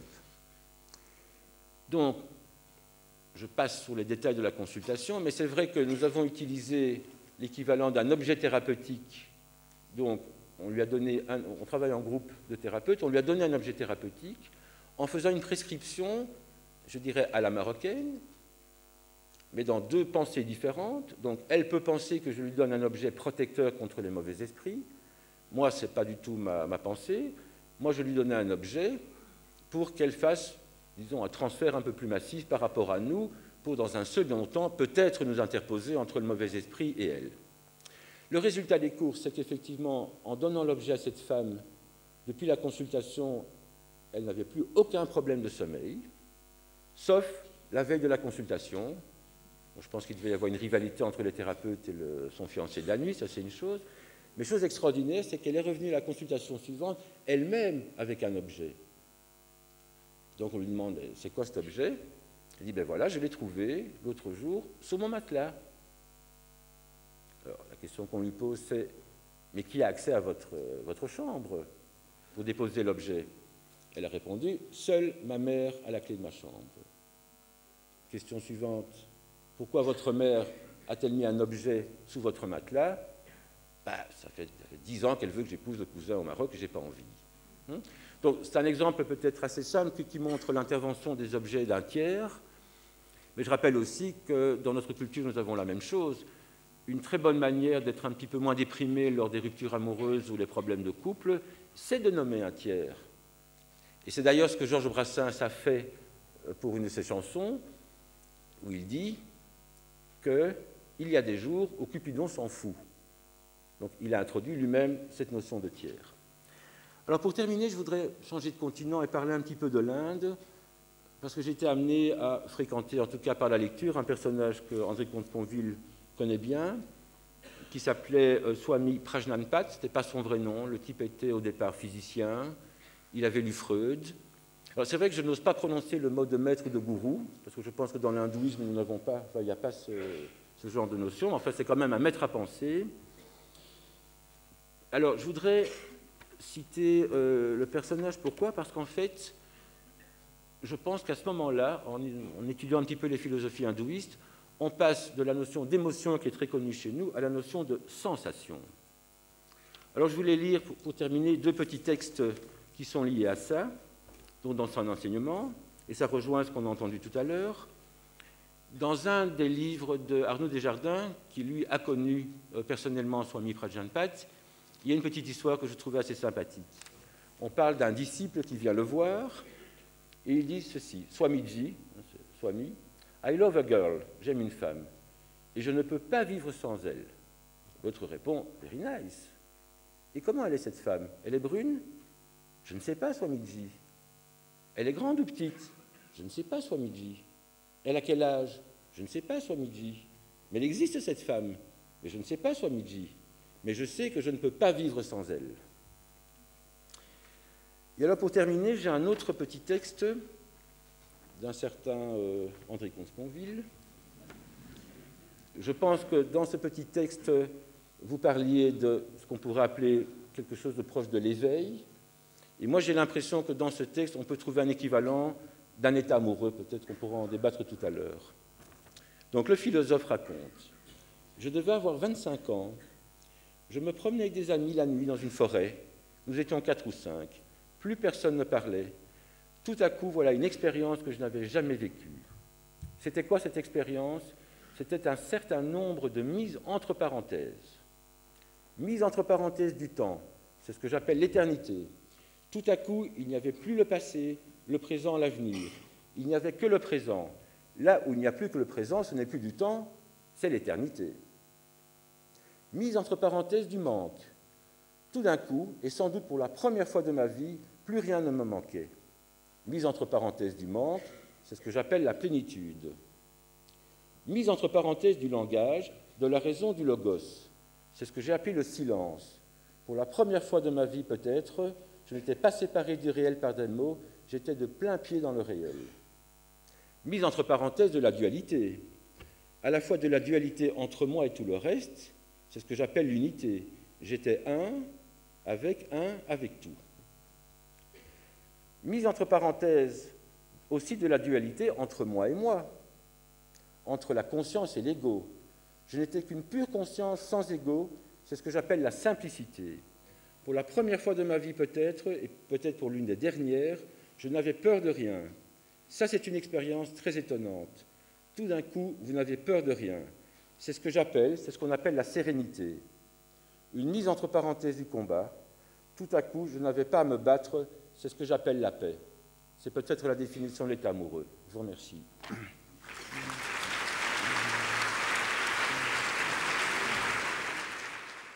Voilà, merci beaucoup à tous les deux pour ces deux éclairages très différents et peut-être complémentaires sur l'amour. Je vais tout de suite donner la parole à André Comte-Sponville pour qu'il réagisse à ce qu'on vient d'entendre. Non, mais sur la conférence, il y aurait beaucoup à dire, puis on aura le temps d'en parler. C'est sur le dernier point, évidemment, qui me frappe, parce que je ne m'y attendais pas, et qui m'étonne un peu, parce que je ne suis pas sûr que l'état que j'évoque dans... C'est une conférence, apparemment c'est un texte oral. Je l'ai écrit aussi, mais ce n'est pas la même version. Ce n'est pas une expérience amoureuse. Je vous jure qu'à ce moment-là, je n'étais amoureux de personne. Si c'est une expérience d'amour, on pourrait dire que voilà, j'aimais tout en quelque chose. Je ne suis même pas sûr que ce soit le mot qui convienne, parce que justement, c'est une expérience au-delà de l'ego. Et quand on est amoureux, c'est jamais au-delà de l'ego. Quand on fait l'amour, peut-être parfois, les très grandes fois, quand il n'y a plus que le plaisir. Mais quand on est amoureux, non. Et donc voilà, ce qui me laisse un peu comme ça perplexe, c'est que je me souviens très bien de l'expérience que j'évoquais dans cette conférence. Je me souviens très bien de mes expériences amoureuses, mais pour moi, ce sont deux expériences complètement différentes. Merci pour cette précision. Peut-être c'était une sorte de métaphore de l'agapé, débarrassé d'Eros et de Philia. Alors, agapé, c'est encore autre chose. La différence, c'est que quand je parle d'Eros, je parle d'expérience à des gens qui me comprennent d'expérience. On a tous été amoureux, presque tous, plusieurs fois. Quand je parle de philia, je parle d'expérience à des gens qui me comprennent d'expérience. On a tous des amis, on a tous ou presque tous vécu en couple. Mais quand je parle d'agapé, l'amour de charité, lequel d'entre nous peut dire « je l'ai vraiment vécu d'expérience » ? En tout cas, moi, c'est une prétention que je n'ai pas. Parce qu'agapé, ce n'est pas l'amour qui prend, Eros. Ce n'est pas seulement l'amour qui se réjouit, c'est l'amour qui donne et qui s'efface en quelque chose, qui consent à exister moins pour que l'autre puisse exister plus, mais l'autre, non pas mes enfants, ma femme ou mes amis, non, non, n'importe qui, celui qui est là. Bref, l'agapé, c'est l'amour que Dieu est censé avoir pour nous. Et comme je suis athée, cette référence-là, je ne peux pas en attester la réalité, c'est le moins qu'on puisse dire. C'est l'amour qu'on est censé avoir pour le prochain, c'est-à-dire pour n'importe qui. Mais je vais vous dire, moi, le prochain, ma réaction première n'est pas d'avoir de l'amour pour lui. Du respect, oui, et ça relève de la morale plutôt que de l'amour. De la compassion, oui, et c'est pourquoi l'éthique bouddhiste me paraît à la fois plus modeste et plus réaliste que l'éthique évangélique. Parce que voilà, la compassion, on l'a tous ressenti, on sait ce que c'est que la compassion. L'amour du prochain, j'en suis pas sûr. Non, là c'était autre chose, c'est ce que les psychologues aujourd'hui appellent un état modifié de conscience, qu'on peut appeler une expérience mystique, mais qui n'était pas une expérience de la rencontre d'un autre, qui était plutôt l'expérience de la fusion dans le grand tout, comme dit quelque part Freud. Bref, c'est ce que Freud appelle le sentiment océanique, ou plutôt c'est ce que Freud, reprenant une expression de son ami vénéré, comme il disait Romain Rolland, appelle le sentiment océanique. Le sentiment d'être un avec tout, comme la vague ou la goutte d'eau sont une avec l'océan qui les porte. Cette expérience-là, elle est au-delà de l'ego, mais elle est même au-delà de la morale, en vérité. Et donc, c'est une expérience plutôt spirituelle qu'affective. Alors que agapé, philia, eros, ce sont des expériences affectives. Alors, ça ne veut pas dire quand je dis agapé. Bref, pour moi, agapé, c'est un idéal plutôt qu'une expérience. Sauf que cet amour qui consent à exister un peu moins pour que l'autre puisse exister un peu plus, je suis incapable de le vivre avec le prochain, c'est-à-dire avec n'importe qui. Mais comme tous ceux ici qui ont des enfants, je l'ai vécu des milliers de fois avec mes enfants. Et donc, ce n'est pas un hasard, permettez à l'athée que je suis de vous le dire, ce n'est pas un hasard si Dieu est dit Père. Il serait dit Mère, à mon avis, ce sera encore mieux, mais il est dit Père parce que l'amour parental, c'est justement le seul amour qui, quotidiennement, à longueur d'année, nous pousse à refuser d'affirmer au maximum notre puissance. D'ailleurs, si les parents affirmaient au maximum leur puissance, aucun nouveau-né ne survivrait. Dès que la jeune mère accouche, le père est là tout ému, il prend l'enfant dans les bras et il y a quelqu'un, sa femme, l'infirmière, la sage-femme, la belle-mère ou sa mère à lui, qui lui dit « Attends, le secoue pas, tiens-lui la tête, tu peux lui rompre le cou. » Autrement dit, si l'humanité survit depuis 100 000 ans, c'est parce que les femmes ont appris aux hommes à ne pas affirmer au maximum leur puissance, en tout cas avec les enfants. Alors je crois que cet amour de charité, cette douceur de l'amour, on la vit avec nos enfants, on la vit dans le couple. Il n'y a pas de couple acceptable sans douceur. Si l'autre affirme toujours au maximum sa puissance, il n'y a plus de place pour l'autre précisément. Voilà. Donc ça, on sait que ça existe. On sait que ça existe. Avec le prochain, c'est une toute autre histoire. C'est une toute autre histoire. Oui, merci pour cette clarification. Peut-être pour lancer un petit peu le débat entre vous. Oui, Philippe. Peut-être que vous acceptez le terme de plénitude à partir du texte dont j'ai parlé tout à l'heure. La plénitude, absolument. Oui, c'est l'absence de manque, c'est la plénitude. Voilà. Mais donc on peut la retrouver à certains moments de la relation amoureuse, je pense. Peut-être notamment au moment sexuel. Parce qu'entre nous, soit dit, s'il y a un moment où je ne manque de rien, mis à part les états mystiques, c'est justement quand je fais l'amour, et on est des milliers dans ce cas-là. Et c'est ça qui donne tort à Platon. L'une de mes raisons, j'en ai mille autres, mais de n'être pas platonicien, c'est que je pense que l'amour n'est pas manque, mais joie. Autrement dit, là-dessus, c'est Aristote et Spinoza. Enfin, ils ont tous raison. L'amour comme manque, ça existe, c'est ce qu'on appelle la passion amoureuse, précisément. Mais l'amour comme puissance et comme joie, comme plénitude, en effet, ça existe aussi. C'est ce qu'on appelle la joie, lorsque les Grecs appelaient philia, mais peu m'importe le mot, c'est ce que j'appelle l'amour-action. Il y a l'amour-passion, le manque dévorant de l'autre, et puis il y a l'amour-action. À tous les sens, l'amour qu'on fait, y compris au sens sexuel de l'expression faire l'amour, mais aussi l'amour qu'on fait au sens où c'est l'amour que l'on bâtit, que l'on construit, qu'on entretient. Alors justement, peut-être... Juste encore. À propos de tout terminer sur le chapitre des sensations, je ne sais plus qui avait dit, un personnage à qui on demandait quel était le moment les plus merveilleux, le moment de bonheur les plus pointus dans sa vie, avait répondu c'est le moment où l'on est amoureux et qu'on ne le sait pas encore. Je crois que c'est encore un état intermédiaire qui peut être intéressant à étudier. Oui, mais enfin bon, après chacun a son expérience. Je ne veux surtout pas démoraliser ceux qui sont au tout début d'une histoire d'amour et qui ne le savent pas encore, profitez-en. Moi, sincèrement, ce que j'ai vécu de meilleur, c'est pas ça. Hein. D'abord parce que le manque, par définition, a sa part d'insatisfaction, sa part d'angoisse, sa part d'inquiétude. Hein.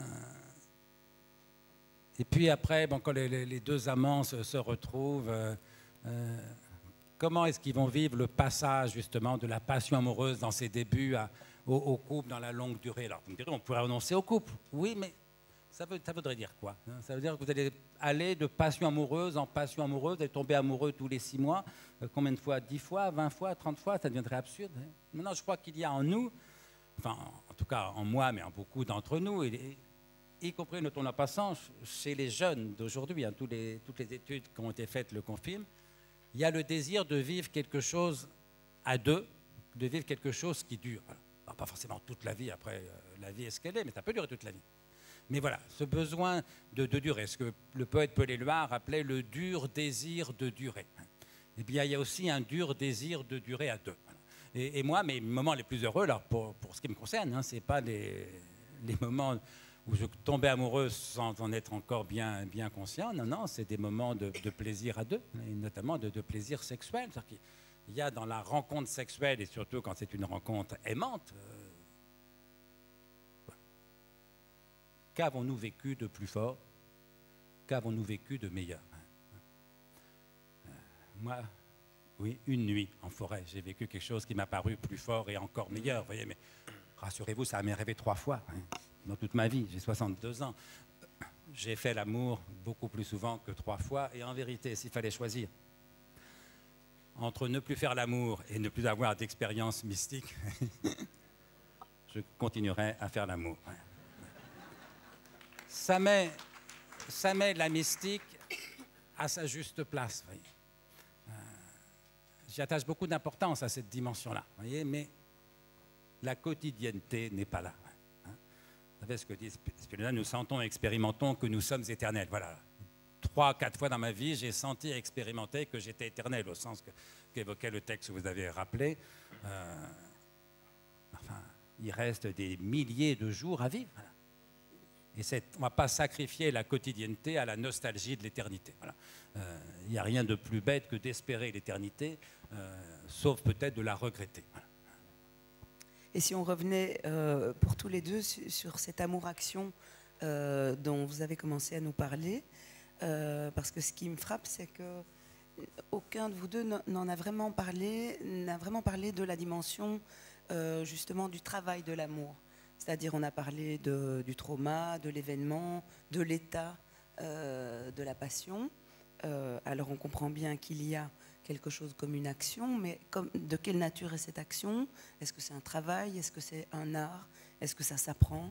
Est-ce qu'on est tous égaux dans l'habilité de cet art? Moi, je crois que c'est ni un art, ni un travail. Laissons le travail au deuil, si j'ose dire. C'est d'abord une joie. Hein. Si quelqu'un, c'est la forme de Spinoza, si quelqu'un vous dit « il y a une joie en moi », eh bien, tu vois, la cause de ma joie, c'est l'idée que tu existes. Ou plus simplement, si quelqu'un vous dit « à chaque fois que je pense à toi, cela me rend joyeux », vous prendrez ça pour une déclaration d'amour. Hein. Et un couple heureux, alors avec les hauts et les bas que chacun peut connaître, mais c'est d'abord ça, c'est pas d'abord un travail, c'est pas d'abord un art, c'est le constat que l'existence de cette personne-ci vous réjouit, et que vous vous réjouissez d'autant plus qu'apparemment votre propre existence la réjouit. Autrement, c'est la rencontre de deux joies. Et c'est ça l'action alors? Oui, parce que c'est l'amour qu'on fait, mais encore une fois d'abord au sens sexuel de l'expression faire l'amour, mais aussi là on retrouve le travail, si vous voulez, je trouve ça un bien grand mot, et puis surtout le travail joyeux. C'est quand même un peu fatigant, astreignant. Non, oui, c'est un amour que l'on construit. C'est-à-dire qu'on sait bien que si on veut rester ensemble 10 ans, 20 ans, voire jusqu'à la mort, ça n'ira pas sans une part parfois d'effort, enfin, d'adaptation, de compromis, comme on dit toujours. Mais même ces mots me paraissent un peu faibles à côté du simple plaisir d'être ensemble. Et puis il faut ajouter que la différence entre la passion et l'action, c'est très relatif. Parce qu'il suffit que votre compagne ou votre compagnon parte 15 jours en voyage, vous allez voir qu'elle va vous manquer. Il va vous manquer. Moi, j'ai vu autour de moi des gens retomber amoureux de la personne qui venait de les quitter. Parce que voilà, le mari était parti dans un cas, parce que la femme était morte dans l'autre cas. Notamment dans ce dernier exemple, j'ai vu un très vieux monsieur venant de perdre sa femme, alors que je connaissais, qu'il l'aimait, mais dont il n'était pas amoureux, il était marié depuis 40 ans, depuis 50 ans. Et cette femme meurt, et ce vieux monsieur découvre qu'il est incapable de vivre sans elle. Et je vous jure, au sens le plus littéral du mot, je l'ai vu tomber amoureux de sa femme, défunte. Mais d'ailleurs, Proust le dit dans La Recherche du temps perdu. Proust écrit très souvent, pour que nous redevenions amoureux, et même parfois pour que nous le devenions, dit-il, il faut que l'autre s'en aille. Albertine présente, Albertine disparue. Quand elle n'est pas là, il souffre atrocement, il est prêt à tout pour qu'elle revienne. Quand elle est là, il s'ennuie. Ah, ça, c'est le couple platonicien. Mais nous sommes quelques dizaines ou centaines dans cette salle à savoir que oui, quand l'autre s'en va, on souffre de ce manque et on a très envie qu'il revienne. Mais quand l'autre est là, ce n'est pas du tout l'ennui qui est notre expérience principale. C'est la douceur de vivre à deux, le plaisir de vivre à deux, la dimension sexuelle, mais aussi la simple complicité, l'humour, une certaine... Voilà. Encore une fois, quand on s'ennuie moins à deux que tout seul, c'est déjà très bien. Et quand on s'ennuie moins à deux qu'avec tous les autres, c'est un très bon signe. Philippe, ajoutons qu'il y faut une part de chance. De chance. Vous voulez réagir sur le travail, l'action? Le psy va réagir. Bon, à part ça, comme pour tout, il faut bosser de temps en temps. Mais je pense que les couples ont inventé un truc qui est assez génial, qui n'est pas uniquement le manque et l'éloignement, c'est la crise. Les crises de couple, comme n'importe quelle crise, obligent à un renouvellement, à une remise en question et à recommencer quelque chose. Et c'est vrai que l'on sait que chez les humains, l'équilibre entre je dirais, la tendresse dans un couple et la sexualité, c'est toujours très labile, très mobile. C'est clair que quand il y a plus de tendresse, il y a moins de sexualité. Donc la meilleure chose pour remettre la sexualité dans le circuit, c'est la crise. On ne s'aime plus pendant un certain temps, et comme par hasard, la sexualité revient. Donc on a inventé cette notion de crise. Je pense qu'il complète le fait de bosser de temps en temps aussi pour que les choses continuent. Merci. Je voulais encore vous faire réagir tous les deux. On a abordé la question de la banalisation et aussi du tabou. Et il me semblait que vous n'étiez peut-être pas tout à fait d'accord sur les objets de ces banalisations et de tabous. Je dirais d'un côté, qu'est-ce qui est le plus tabou et qu'est-ce qui est le plus banal finalement entre le sexe et l'amour aujourd'hui, pour l'un et pour l'autre? André Consponville. Vous savez, Barthes écrit dans ses fragments d'un discours amoureux qu'aujourd'hui il est plus obscène de parler d'amour que de parler de sexualité, mais c'était les années 70, autrement dit au sommet de la vague de la banalisation. Parce qu'en vérité, je suis d'accord avec Philippe, bien sûr, il n'y a pas de banalisation. Vous savez, le livre que j'évoquais là s'appelle « Le sexe ni la mort ». Alors c'est un titre un peu mystérieux qui est un clin d'œil à peut-être la maxime la plus célèbre de La Rochefoucauld au XVIIe siècle. La Rochefoucauld écrivait « Le soleil ni la mort ne se peuvent regarder fixement ». Le soleil ni la mort ne se peuvent regarder fixement. Et ce qui s'est passé, c'est lorsque des médecins sexologues, en l'occurrence, m'ont demandé il y a quelques années de faire une conférence sur ce qu'on pourrait appeler la philosophie de la sexualité. Ils m'ont demandé un titre, et le titre qui m'est venu, ça a été « Le sexe ni la mort », parce que justement, je pensais à cette formule de La Rochefoucauld. Non pas du tout parce que je mettais le sexe du côté de la mort. Non, dans mon titre, le sexe prend la place du soleil. Ça veut dire que, je dirais volontiers, que le sexe ni la mort ne peuvent se regarder sans trouble. Et donc la banalisation, personne n'en est capable. On y a cru un temps, dans les années 60, 70, sexualité totalement libérée, y compris entre inconnus, y compris dans des communautés, etc. Comme si c'était encore une fois aussi anodin que manger ensemble une pomme. Et bien justement, non. Et donc je suis d'accord pour dire que la banalisation, en vérité, elle est impossible. Et c'est heureux. Et c'est heureux parce que c'est justement cette dimension de trouble qu'il y a dans la sexualité que je trouve le plus étonnant. Oui. Parce que justement, nous ne sommes pas des bêtes et nous faisons l'amour comme des bêtes au sens, comme des animaux. Hein. C'est la physiologie ici en quelque chose. Comment on pourrait me dire, oui, mais on mange aussi comme des bêtes, on boit comme des bêtes. Oui, ce n'est pas pareil du tout. Parce que lorsque vous mangez, rien ne vous empêche de parler politique, philosophie, littérature. Oui. Autrement dit, on mange, mais avec des couteaux, des fourchettes. On ne mange pas du tout comme des bêtes. On parle philosophie, religion, spiritualité. Eh bien, quand vous faites l'amour, il n'y a pas de couteau, il n'y a pas de fourchette, il y a les corps nus. Les mêmes corps qu'il y a 100 000 ans, aussi nus qu'il y a 100 000 ans. Et je vous déconseille, quand vous faites l'amour, de parler de littérature, de philosophie ou de spiritualité. Et donc, non seulement c'est une dimension animale, comme manger ou boire, mais c'est une dimension animale où la bête prend le dessus. Montaigne l'a très bien vu. Même quand Platon fait l'amour, Platon il fait l'amour comme n'importe qui. Essayez pour voir, écrit Montaigne, d'y trouver un procédé sage et discret. Non, il n'y a pas de façon sage et discrète de faire l'amour. Et c'est justement parce que tout d'un coup, la bête en nous prend le dessus, alors que nous ne sommes pas des bêtes. Nous sommes des êtres humains, des animaux, oui, mais des bêtes, non. Du coup, il y a cette tension, ce trouble à nul autre pareil. Et donc, tout rêve de banaliser la sexualité est un contresens sur la sexualité. Si c'était possible, quel dommage ça serait que de faire l'amour en toute tranquillité, en toute innocence, que de faire l'amour comme on boit un verre d'eau. Alors, à ce compte-là, autant boire un verre d'eau. Philippe, est-ce que l'amour est tabou pour les psys? Mais je voudrais répondre sur la sexualité, parce qu'on a beaucoup parlé d'amour, effectivement, peu la sexualité, donc autant en profiter maintenant.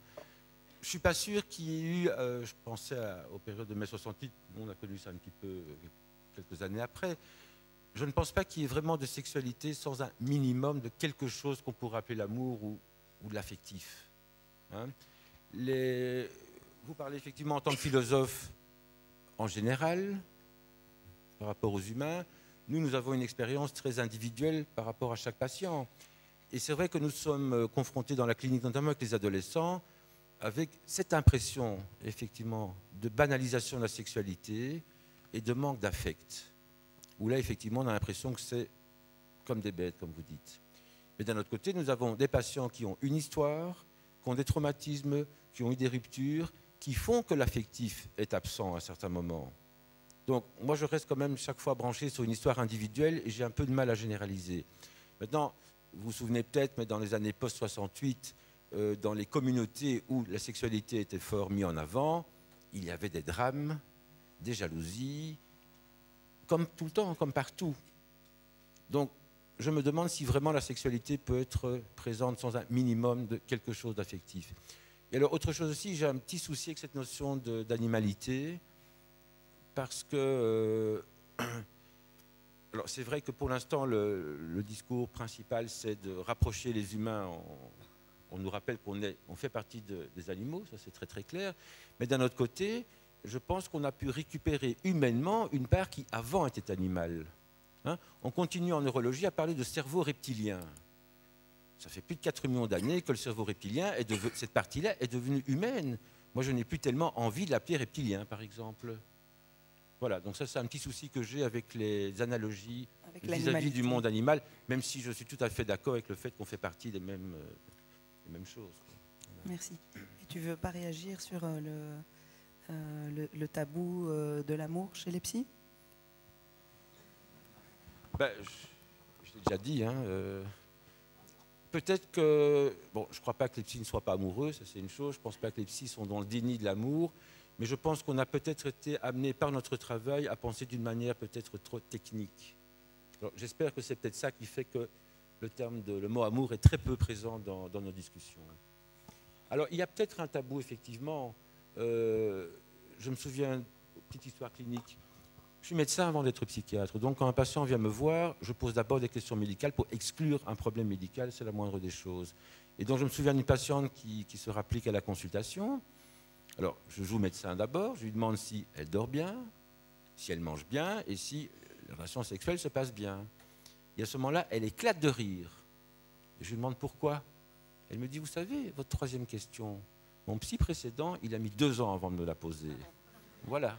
C'est une bonne réponse. Peut-être qu'il y a des problèmes individuels chez les psys, parfois. Oui. Ça me fait penser à cette formule de Woody Allen qui disait, répondant à une interview, dans la vie, il y a 3 choses vraiment importantes. 1, le sexe. J'ai oublié les 2 autres. Eh bien non, il y a au moins 2 choses. 1, le sexe, 2, l'amour, ou 1, l'amour, 2, le sexe, encore une fois, dans la différence. Parce que, je voulais répondre à Philippe, il n'y a pas de sexualité sans affect. Il y a toujours du trouble.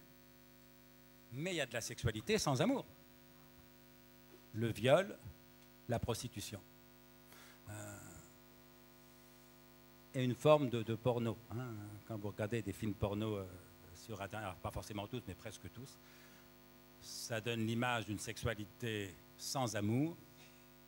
Eh bien, je veux dire, le sexe sans amour, ça ressemble terriblement à de la haine. Donc ça existe. Alors, c'est bien que le viol, fort heureusement, c'est l'exception, mais enfin, il y a, comme vous savez, des milliers de cas chaque année dans nos pays. La prostitution, c'est l'exception aussi, mais il y a des millions de clients. Et donc, oui, la sexualité, non pas sans affect, encore une fois, mais sans amour, ça existe. Et ça fait un peu peur. Voilà. Hein, c'est la part la plus sombre, en tout cas de l'humanité masculine, parce que là, il y a une asymétrie dont on a peu parlé, mais on pourrait reparler, entre les hommes et les femmes. Quant à l'animalité, je pense qu'on est d'accord. Hein, nous sommes des animaux, c'est incontestable, des mammifères. Hein, et nous ne sommes pas des bêtes. Nous ne sommes pas des bêtes parce que nous avons un cerveau qui n'est pas que reptilien, parce que nous avons le langage, parce que nous avons la raison. Et je ne prétends pas du tout réduire l'humanité à sa dimension animale. Mais en même temps, il ne faut pas non plus l'éliminer. Et justement, je crois que ce qu'il y a de singulier dans la sexualité, plus que dans toute autre expérience humaine, c'est la conjonction de ces 2 dimensions. Pour une part, la bête en nous prend le dessus, et en même temps, par définition, on fait l'amour avec un autre être humain. C'est donc une expérience qui, par nature, est intersubjective, qui est par nature humaine, et en même temps qui nous confronte à cette dimension animale.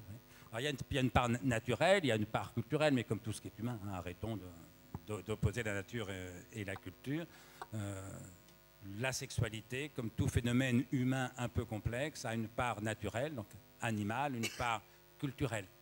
Mais il y a très peu de domaines où la part naturelle et la part culturelle tendent ainsi à s'opposer, se vivre dans la tension. Dans la gastronomie elle est culturelle, l'alimentation c'est naturel, mais il n'y a pas cette tension, me semble-t-il, entre la gastronomie et l'alimentation qu'il y a entre la sexualité purement animale et ce qu'on peut appeler l'érotisme, c'est-à-dire la sexualité cultivée précisément. Vous parliez de l'exemple du viol, vous parliez de haine. Alors effectivement, on peut parler du pouvoir de l'un sur l'autre. Moi, je pense que ça va beaucoup plus loin que ça. Je pense qu'il s'agit carrément d'un déni de l'autre. À la limite, l'acte de viol serait une sorte d'auto-érotisme, de masturbation. Malheureusement, ça fait des dégâts chez l'autre qui existent physiquement. Mais je pense que dans la tête des violeurs, l'autre, ça peut aller jusqu'au point où l'autre n'existe même pas. Moi, je crois que c'est pire que ça. Parce que... Non, mais c'est ce qu'on dit sur la masturbation. La masturbation, c'est faire l'amour avec quelqu'un qu'on aime vraiment. Dans le viol, c'est au contraire. Non, je comprends bien ce que vous voulez dire. C'est-à-dire qu'il n'y a pas prise en compte de l'existence de l'autre dans sa dignité d'être humain, dans sa liberté, dans sa personnalité. Ça va de soi. Mais je soupçonne qu'une partie du plaisir du violeur tient justement dans l'humiliation qu'il impose à l'autre, dans la violence. Il préfère largement le viol à la masturbation.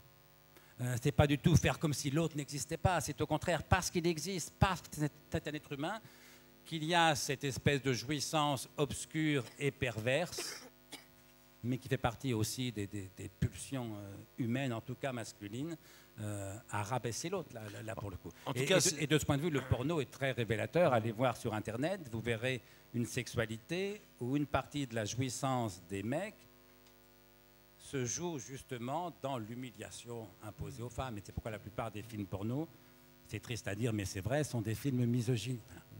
Et là, il y a c'est pas seulement l'absence d'amour, c'est pas seulement la négation de l'autre, c'est la haine de l'autre, c'est le mépris de l'autre. Et c'est donc beaucoup plus grave que la masturbation, qui n'est pas grave du tout. Je m'occupe des patients délinquants sexuels qui ont des problèmes psy. C'est peut-être un peu particulier. Et le gros problème qu'on a avec eux, justement, c'est la question du déni. Je dirais, il n'y a même pas de jouissance de quoi que ce soit. Et c'est pour ça qu'il y a le déni. Ils ne se rendent même pas compte qu'ils ont pu faire du tort à l'autre. Ils ne se rendent même pas compte qu'ils ont eu un plaisir dans un rapport à l'autre. Peut-être qu'effectivement, on peut restreindre... Mais là, c'est une pathologie. Je suis d'accord, mais là, c'est un cas pathologique dans ce cas-là. Oui, il y en a beaucoup. Et je pense que beaucoup de viols, finalement, se passent un petit peu comme ça, en pratique. Donc c'est au-delà du mépris, c'est au-delà de l'humiliation. Et c'est presque au-delà de la jouissance. Moi, je n'ai pas trouvé beaucoup de cette notion de jouissance, en tout cas, avec les patients dont je travaille et qui sont auteurs de viols. Patients psy, peut-être un peu plus. Mais c'est pas évident. Quoi. Ça ne rendrait pas tous les spectateurs de films porno qui montrent cette misogynie dont vous parlez, des délinquants sexuels. Il faudrait encore faire une différence, je suppose. C'est ça que vous moi, je ne suis pas thérapeute, hein, donc les cas que j'évoque, je pense ce ne sont pas les mêmes.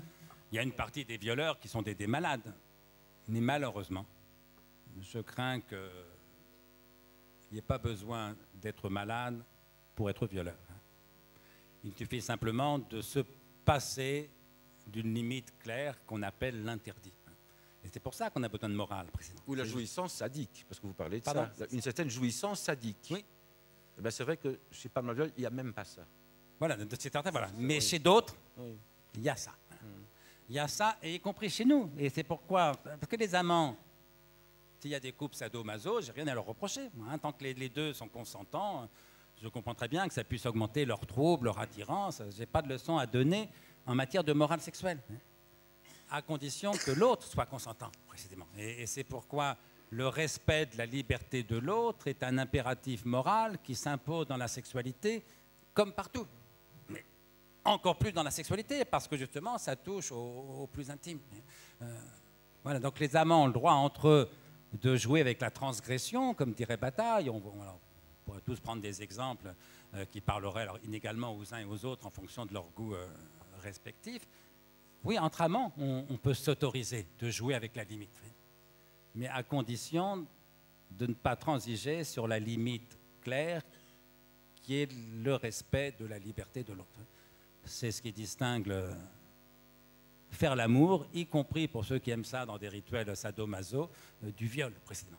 Quand deux amants se fantasment un simulacre de viol entre eux, c'était leur truc à eux, très bien, je n'aurais pas besoin de leur faire. Mais parce que c'est un simulacre, parce que justement la liberté de l'autre a été d'abord vérifiée et exprimée. Peut-être encore un tout petit mot pour revenir sur l'idée du trauma, de la transformation et de l'initiation dont nous a parlé Philippe Wojcik, qui vient, si je me souviens bien ce que tu as dit, plutôt du modèle africain. Enfin, le point de départ d'une réflexion, mais oui. Il y a partout des modèles de possession. C'est ça. Mais est-ce que trauma amoureux. Est-ce que dans le corpus philosophique, on retrouve ce genre d'explication? D'abord, ils ne parlent pas tellement que ça de la passion amoureuse. Pas si bien que ça. Platon en parle fort bien, quelques autres, mais pas si bien que ça, parce que les philosophes, presque par vocation, ils sont plutôt du côté de la raison et de l'esprit que du côté du corps et de la passion. Comme on parle d'amour fou. Alors, non, un amour fou, pour un philosophe, ce n'est pas vraiment sa tasse de thé. Et puis, les philosophes, ils aiment bien être lucides. Alors, je vous pose la question à tous, mais c'est bien que vous ne répondrez pas, on n'a pas les dispositifs pour le faire, mais vos moments de vraie passion amoureuse, l'amour fou, dévorant, ça a duré combien de temps? Voilà, posez-vous la question. J'ai lu, parce que je vais faire un débat avec lui, le petit roman de Beigbeder, L'amour dure 3 ans, qui est d'ailleurs pas si mauvais que ça. Je m'attendais à pire, c'était plutôt sympathique. Mais simplement 3 ans, ça me paraissait long. Le type qui est amoureux pendant 3 ans, il y a peut-être des exemples, mais enfin, ce n'est pas tellement l'expérience la plus fréquente. Et puis j'ai lu le livre. Mais Beigbeder il écrit exactement, je cite mot à mot, « L'amour dure 3 ans, 2 points, 1 an de passion, 1 an de tendresse, 1 an d'ennui. » ça m'a paru bien davantage réaliste pour ce qui est de la durée de la passion amoureuse. Voilà, 1 an. Voilà. Et donc, ceux qui ont été amoureux 2, 3, 4 fois, ça va représenter 3, 4 années de leur vie, mais moi j'en ai 60. Oui. Donc c'est tout de même très différent. Alors que la place de l'amour dans ma vie, c'est clairement ce que j'ai vécu de plus important. L'amour pour mes enfants, de plus important et parfois de plus douloureux, de plus compliqué, de plus angoissant. L'amour avec la femme qui partage ma vie, c'est ce que j'ai vécu de plus simple, de plus tranquille, de plus heureux, de plus léger. Voilà, et donc la passion amoureuse, encore une fois, je ne suis pas contre, quand ça vous tombe dessus, vivez-le, mais est-ce que c'est aussi important que le dit dans les mauvais livres de littérature? Vous voyez la différence qu'il y a entre les romans de la collection Harlequin et la recherche du temps perdu de Proust. La différence est la suivante, c'est que les romans de la collection Harlequin, c'est de la petite littérature sur de grandes amours. La recherche de Proust, c'est de la grande littérature sur de petites amours. Et dire que tout ça, c'était pour une femme qui n'était pas mon genre, dit Swann à la fin d'un amour de Swann. C'est nos histoires d'amour réelles. Arrêtons de faire semblant d'être Roméo et Juliette. D'abord, Roméo et Juliette, ça n'a pas duré non plus, mais pour une toute autre raison. En revanche, ce qu'on peut vivre en couple, ça c'est vraiment important, c'est vraiment l'essentiel, de même que ce que nous vivons avec nos enfants. Voilà. Beigbeder a inventé les couples à obsolescence programmée. Voilà. Oui, mais si vous fondez le couple sur la passion amoureuse, c'est forcément à obsolescence programmée. Si vous vous mariez parce que vous êtes amoureux, il y aura quelques logiques à divorcer parce que vous ne le serez plus. Mais auquel cas, ce n'est pas la peine de vous marier. Parce que précisément, parce que vous mariez, parce que vous vivez ensemble, vous ne serez plus amoureux. Alors c'est ce que dit Nietzsche, voilà, un philosophe, enfin, je ne suis pas du tout Nietzschéen, mais sur ce point au moins il est lucide. Un peu de brève folie, voilà ce que vous appelez l'amour. C'est la passion amoureuse. Un peu de brève folie, voilà ce que vous appelez l'amour. Et à cette brève folie, le mariage met fin par une longue sottise. C'est tombé de Platon en Schopenhauer. Nous sommes encore une fois des centaines à avoir vécu l'expérience contraire. Monter de Platon en Spinoza. Avoir le sentiment que passer de la brève sottise de la passion amoureuse, ce n'était pas du tout pour tomber dans une longue sottise. C'était pour entrer dans une espèce de longue et douce sagesse à deux. Alors, sagesse relative, on n'est pas des sages, je ne suis pas soigné par Jean-Pad. Mais au fond, j'aime mieux, voilà, l'amour sage, n'ayez pas peur de ce mot-là, le plaisir de vivre à deux, jouir et se réjouir de l'existence de l'autre, de la présence de l'autre, de l'amour de l'autre. J'aime mieux l'amour sage que l'amour fou de Breton, à la durée duquel je ne crois pas un instant. Vous passez de la philosophie... pas le mensonge, et c'est pour ça qu'il se méfie de tout ce qu'on dit sur la passion amoureuse. Vous passez de la philosophie au monde psy, parce que les psys détestent la passion, les psys détestent la fusion, et parfois je suis en conflit avec eux pour ça. Mais vous les rejoignez. Et donc sur ce plan-là, la psychologie et la philosophie sont irréconciliables sur l'amour, si je comprends bien. Non, je pense que la psychiatrie a des jugements de valeur, ce que la philosophie a moins, peut-être. Non, puis moi, je ne suis pas contre la passion amoureuse, c'est évidemment idiot, et puis j'en garde quelques souvenirs forts, mais compliqués. Voilà, compliqués, mais j'aime pas qu'on exagère. Voilà. Un de mes amis me dit toujours, il faut exagérer la vie. Il ne faut pas non plus exagérer l'amour. Et puis, il faut arrêter d'opposer la belle passion lumineuse, comme c'était si simple que ça, avec tous les discours souvent négatifs qu'on tient sur le couple. Moi, j'en ai un peu marre que tout le monde célèbre la passion amoureuse, et quand on parle du couple, ah oui, ça devient plan-plan, ça devient ennuyeux, etc. Bon, sincèrement, nous connaissons tous, en tout cas moi je connais beaucoup plus, de célibataires qui rêvent de vivre en couple ou de revivre en couple, parce que les gens que je connais ont mon âge, donc ils ont tous vécu en couple avant. Je connais beaucoup plus de célibataires rêvant de vivre en couple que je ne connais de gens vivant en couple rêvant de redevenir célibataires. Et donc ça veut dire que le couple est difficile, je suis d'accord, on le sait depuis toujours en vérité. Mais le célibat, c'est pas drôle non plus tous les jours. Ça m'est arrivé aussi, je sais ce que c'est. Bon. Et donc voilà, donc c'est vrai que j'ai tendance à présenter un éloge du couple, un plaidoyer pour le couple. Et donc du même coup, je peux avoir l'air de critiquer la passion, mais c'est pas mon problème, c'est pas là de critiquer la passion. Encore une fois, vivez-la quand elle est là. Ça serait dommage de passer à côté, évidemment. Celui qui me dirait « je n'ai jamais été amoureux », je trouve ça dommage, si vous voulez. Il ne s'agit pas, dans mon esprit, de critiquer la passion, il s'agit de donner une chance au couple. Et pour donner une chance au couple et à un couple heureux, Il faut arrêter de rêver à la passion qui durerait toujours. Parce que beaucoup de gens voudraient, c'est Platon, Eros, qui durerait pendant 50 ans. Désolé, on n'a pas ça en magasin. Voilà. Par contre, l'être humain a une capacité extraordinaire, c'est l'exagération. Je ne suis pas sûr que les animaux l'ont. Bien sûr, mais c'est pour ça, entre autres pour ça, que nous ne sommes pas des bêtes. Voilà. Mais comme l'heure avance vraiment beaucoup, ce que je propose, c'est que pour terminer la soirée, on donne la parole à la salle et on prenne quelques questions.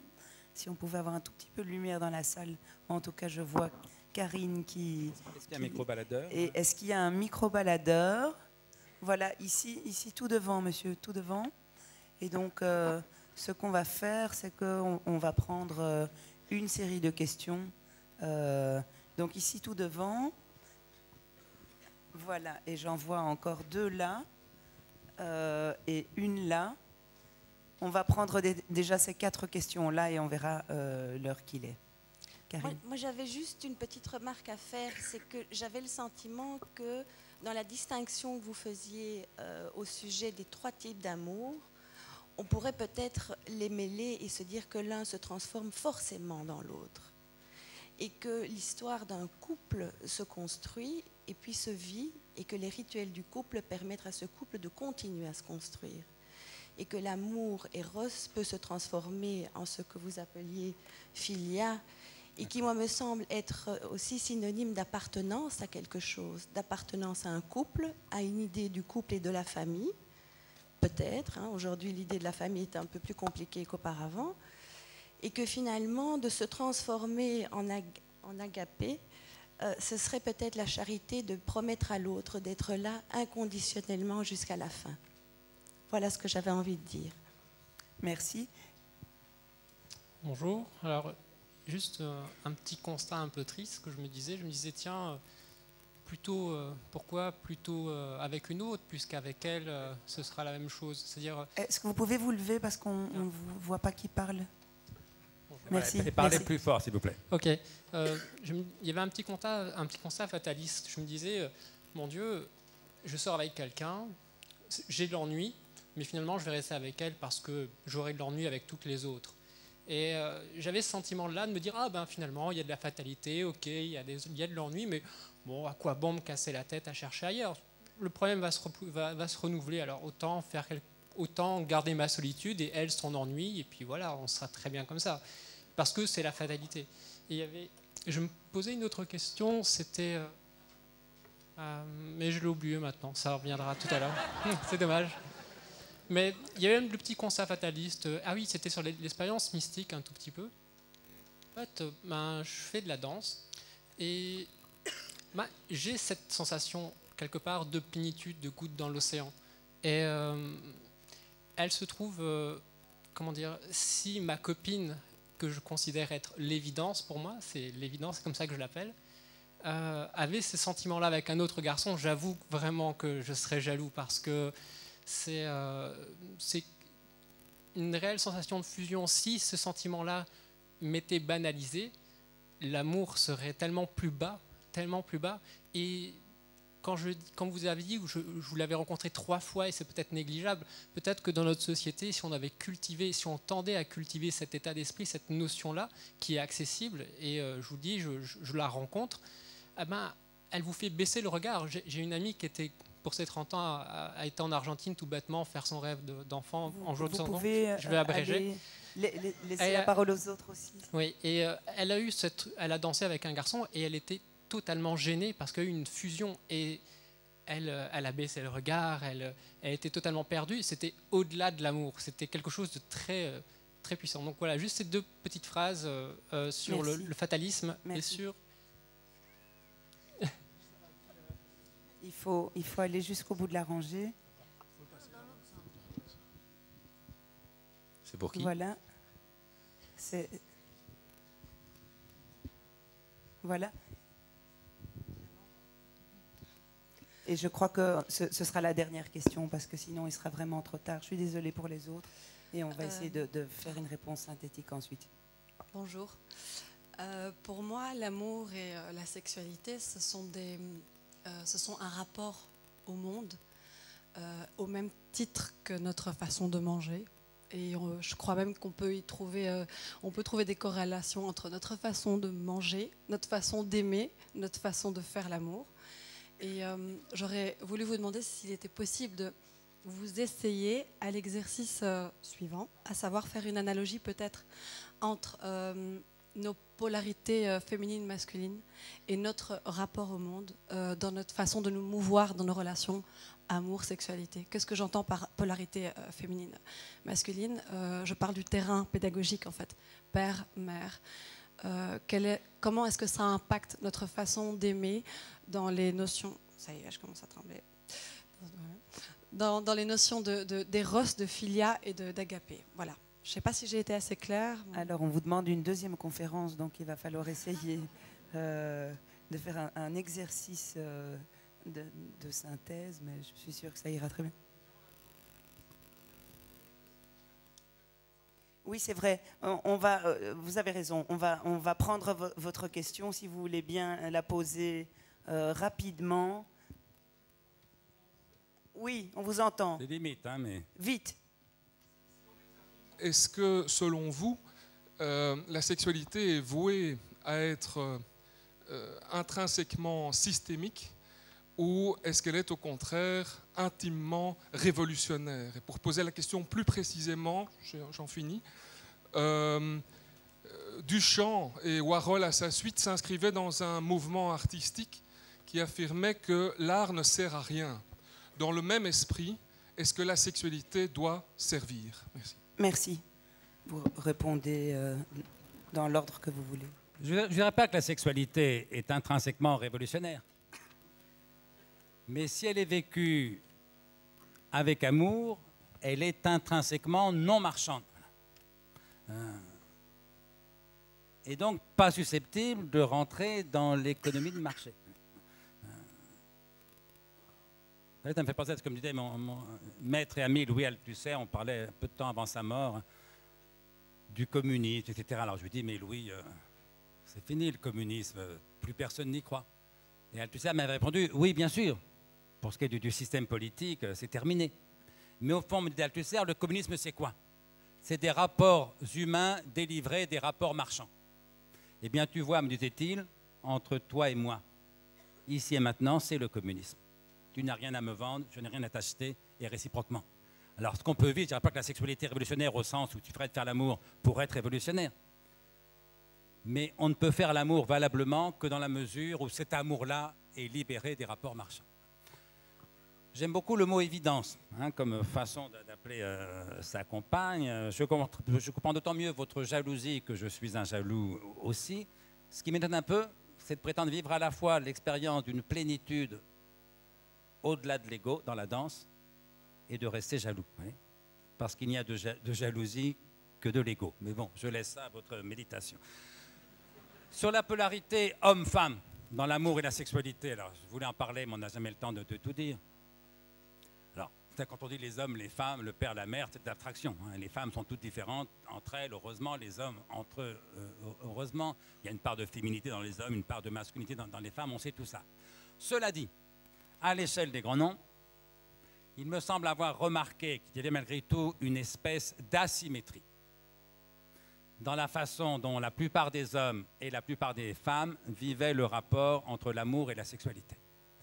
Mon sentiment, c'est que pour la plupart des hommes, le sexe est le but. L'amour est un moyen au service de ce but qu'est la sexualité. Et il me semble que pour la plupart des femmes, c'est l'inverse. L'amour est le but et la sexualité est un moyen au service de ce but qu'est l'amour. On a pu dire, c'est une boutade, mais qui m'amuse et qui donne à penser en même temps, on a pu dire qu'un homme était prêt à tout pour faire l'amour, y compris à aimer. Et qu'une femme était prête à tout pour aimer et être aimée, y compris à faire l'amour. Alors, c'est une boutade, spécialement pour la deuxième proposition, mais qui dit un petit peu quelque chose, me semble-t-il. Moyennant quoi, ils s'entendent assez bien, puisqu'ils ont tous les deux et l'amour et la sexualité. Et de ce point de vue, je trouve que la différence sexuelle est le plus beau cadeau que la nature nous ait fait. Mais l'asymétrie, cette asymétrie n'en demeure pas moins et fait à la fois le piment et parfois la difficulté de nos couples, il faut bien le reconnaître. Enfin, je termine sur la question Eros qui devient Philia. Oui, c'est ce que j'ai dit, un couple heureux, c'est un couple en gros où on monte de Platon en Spinoza. Quand il n'y a plus de manque, il reste la joie. Et donc, effectivement, la logique de l'amour, c'est de monter d'Eros à Philia. Mais ce qu'il faut dire aussi, c'est que Eros, Philia, Agapé, c'est des concepts, des abstractions. Et que nos histoires d'amour, fort heureusement, ne sont pas des histoires de concepts. Et donc, le plus souvent, on vit ça dans l'entre-deux ou dans l'entre-trois. Alors, c'est vrai qu'on tombe ordinairement amoureux de quelqu'un qu'on n'a pas. Dans le meilleur des cas, on apprend à se réjouir de son existence, mais nos histoires d'amour sont souvent marquées et par Eros et par Philia, et avec un peu cette dose de douceur ou d'agapé que j'évoquais pour terminer. Et ce qui illustre le mieux, ce que ces trois amours ont de mêlé et d'indissociable, c'est l'image la plus forte et la plus belle, et de l'amour et de l'humanité. Et ce n'est pas hasard si c'est la même image et si c'est l'image d'une femme. C'est l'image de la mère à l'enfant, comme on dit, la mère qui allait de son petit, et peu importe bien sûr qu'elle lui donne un biberon ou le sein. Regardez la mère, regardez l'enfant. Regardons d'abord l'enfant. L'enfant, il prend le sein. C'est Eros, l'amour qui prend. Et il ne prend pas le sein parce qu'il aime beaucoup sa maman, il ne la connaît pas s'il vient de naître, il ne sait même pas qu'il a une mère, il ne sait pas ce que c'est qu'une mère. Il ne prend pas le sein pour son bien à elle, il prend le sein pour son bien à lui. C'est ce qu'on appelait au Moyen-Âge un amour de concupiscence, aimer l'autre pour son bien à soi. Par différence avec l'amour de bienveillance, aimer l'autre pour son bien à lui. Quand je dis j'aime le poulet, ce n'est pas pour le bien du poulet. Voilà, amour de bienveillance, amour de concupiscence, pardon. Quand l'enfant prend le sein, ce n'est pas pour le bien de sa maman, c'est pour son bien à lui. Il prend le sein parce qu'il a faim, parce qu'il a froid, parce qu'il a peur. Amour de concupiscence. Eros, l'amour qui prend. Et puis regardez la mère. La mère, elle donne le sein. Elle donne le biberon. Et elle ne donne pas le sein, le biberon pour son bien à elle, même ça peut aussi lui faire du bien à elle, mais ça peut aussi lui faire mal parfois pour ce qui est du sein. Non, elle donne le sein pour son bien à lui. C'est plus Eros, l'amour qui prend, c'est Philia, l'amour qui se réjouit et qui partage. Mais ce qui m'intéresse le plus dans cette histoire-là, pour répondre à votre question, c'est bien sûr que la mère a été un bébé d'abord. Ah oui, elle a commencé par prendre, comme tout le monde, autrement dit, on commence tous par prendre. Au fond, Saint Bernard de Clairvaux le disait, au début, il n'y a que l'amour de concupiscence. En langage freudien, on va appeler ça primat de la sexualité. Au début, il n'y a que ça, comme dirait Freud dans la deuxième topique freudienne. Nous avons tous été bébés d'abord, nous avons tous commencé par prendre, et nous avons appris progressivement à donner. Et le chemin de vivre, ce n'est pas de choisir entre Eros, Philia et Agapé. Eros est toujours là, on est programmé physiologiquement pour le manque, la faim, le désir sexuel, etc. La grande affaire, ce n'est pas de choisir entre les trois, c'est de ne pas s'enfermer au plus bas degré, le manque, c'est d'apprendre à se réjouir et d'apprendre à donner. Le même Swami Prajnapada que Philippe évoquait tout à l'heure, disait, j'allais dire il écrivait, mais il n'a rien écrit, comme tous les vrais sages, il n'écrit pas. Il disait, l'enfant ne sait que prendre. L'adulte, c'est celui qui donne. J'aime beaucoup cette formule parce qu'elle nous permet de mesurer notre part, en chacun d'entre nous, d'infantilisme et de maturité. La part infantile en moi, c'est la part qui ne sait que prendre, posséder, garder. C'est la part de l'éros, c'est la part de l'ego. La part mature en moi, la part adulte en moi, c'est la part qui est capable de se réjouir et de donner, je dirais, qui peut-être de se réjouir de donner. Et donc, il s'agit de grandir. Alors que la passion amoureuse, parce qu'elle est prisonnière du manque, nous renvoie dans l'enfance. Et c'est ce que dit Freud, tout amour est un amour de transfert. Voilà. Au fond, tomber amoureux, c'est revivre le Oedipe. Alors, encore une fois, vivez-le, je ne suis pas contre, voyez, mais ce n'est pas l'essentiel. On ne va quand même pas passer notre vie à courir après un bon objet qui manque. On sait ce que c'est que le bon objet qui manque, c'est le sein de la mère. Bon, écoutez, il serait temps de grandir. On ne va pas passer notre vie à chercher un sein qui manque, alors que le monde entier est là, qui se donne à aimer et à transformer. Et donc oui, il s'agit de passer d'Eros à Philia dans le couple, éventuellement dans le monde. Si on était capable d'avancer du côté de l'universel, on se rapprocherait aussi d'Agapé. Merci beaucoup. Et Philippe, un mot sur le passage d'Eros à Philia? D'abord, juste une petite réponse à ma gauche, justement. C'est vrai qu'il y a eu pas mal de textes qui ont été faits dans les années 70, justement, sur les rapports entre la sexualité, l'amour et le système ou le mode capitaliste ou pas. Mais d'un autre côté, je vais peut-être vous décevoir et je reprends mon rôle de docteur. C'est clair qu'il y a des études qui ont été faites sur les comportements d'infidélité dans les plaines ou dans les montagnes. Et apparemment, les comportements étaient fort différents. Les sociologues s'y sont mis, tout le monde s'y est mis. Et la seule chose qu'on a trouvée, c'était une variation du taux d'ocytocine chez les gens qui étaient là. Donc il y avait beaucoup d'ocytocine. Apparemment, les couples étaient plus fidèles. Quand il y avait moins d'ocytocine dans d'autres régions, les couples étaient beaucoup moins fidèles. Donc ça, je pense qu'il faut tenir compte aussi de la physiologie.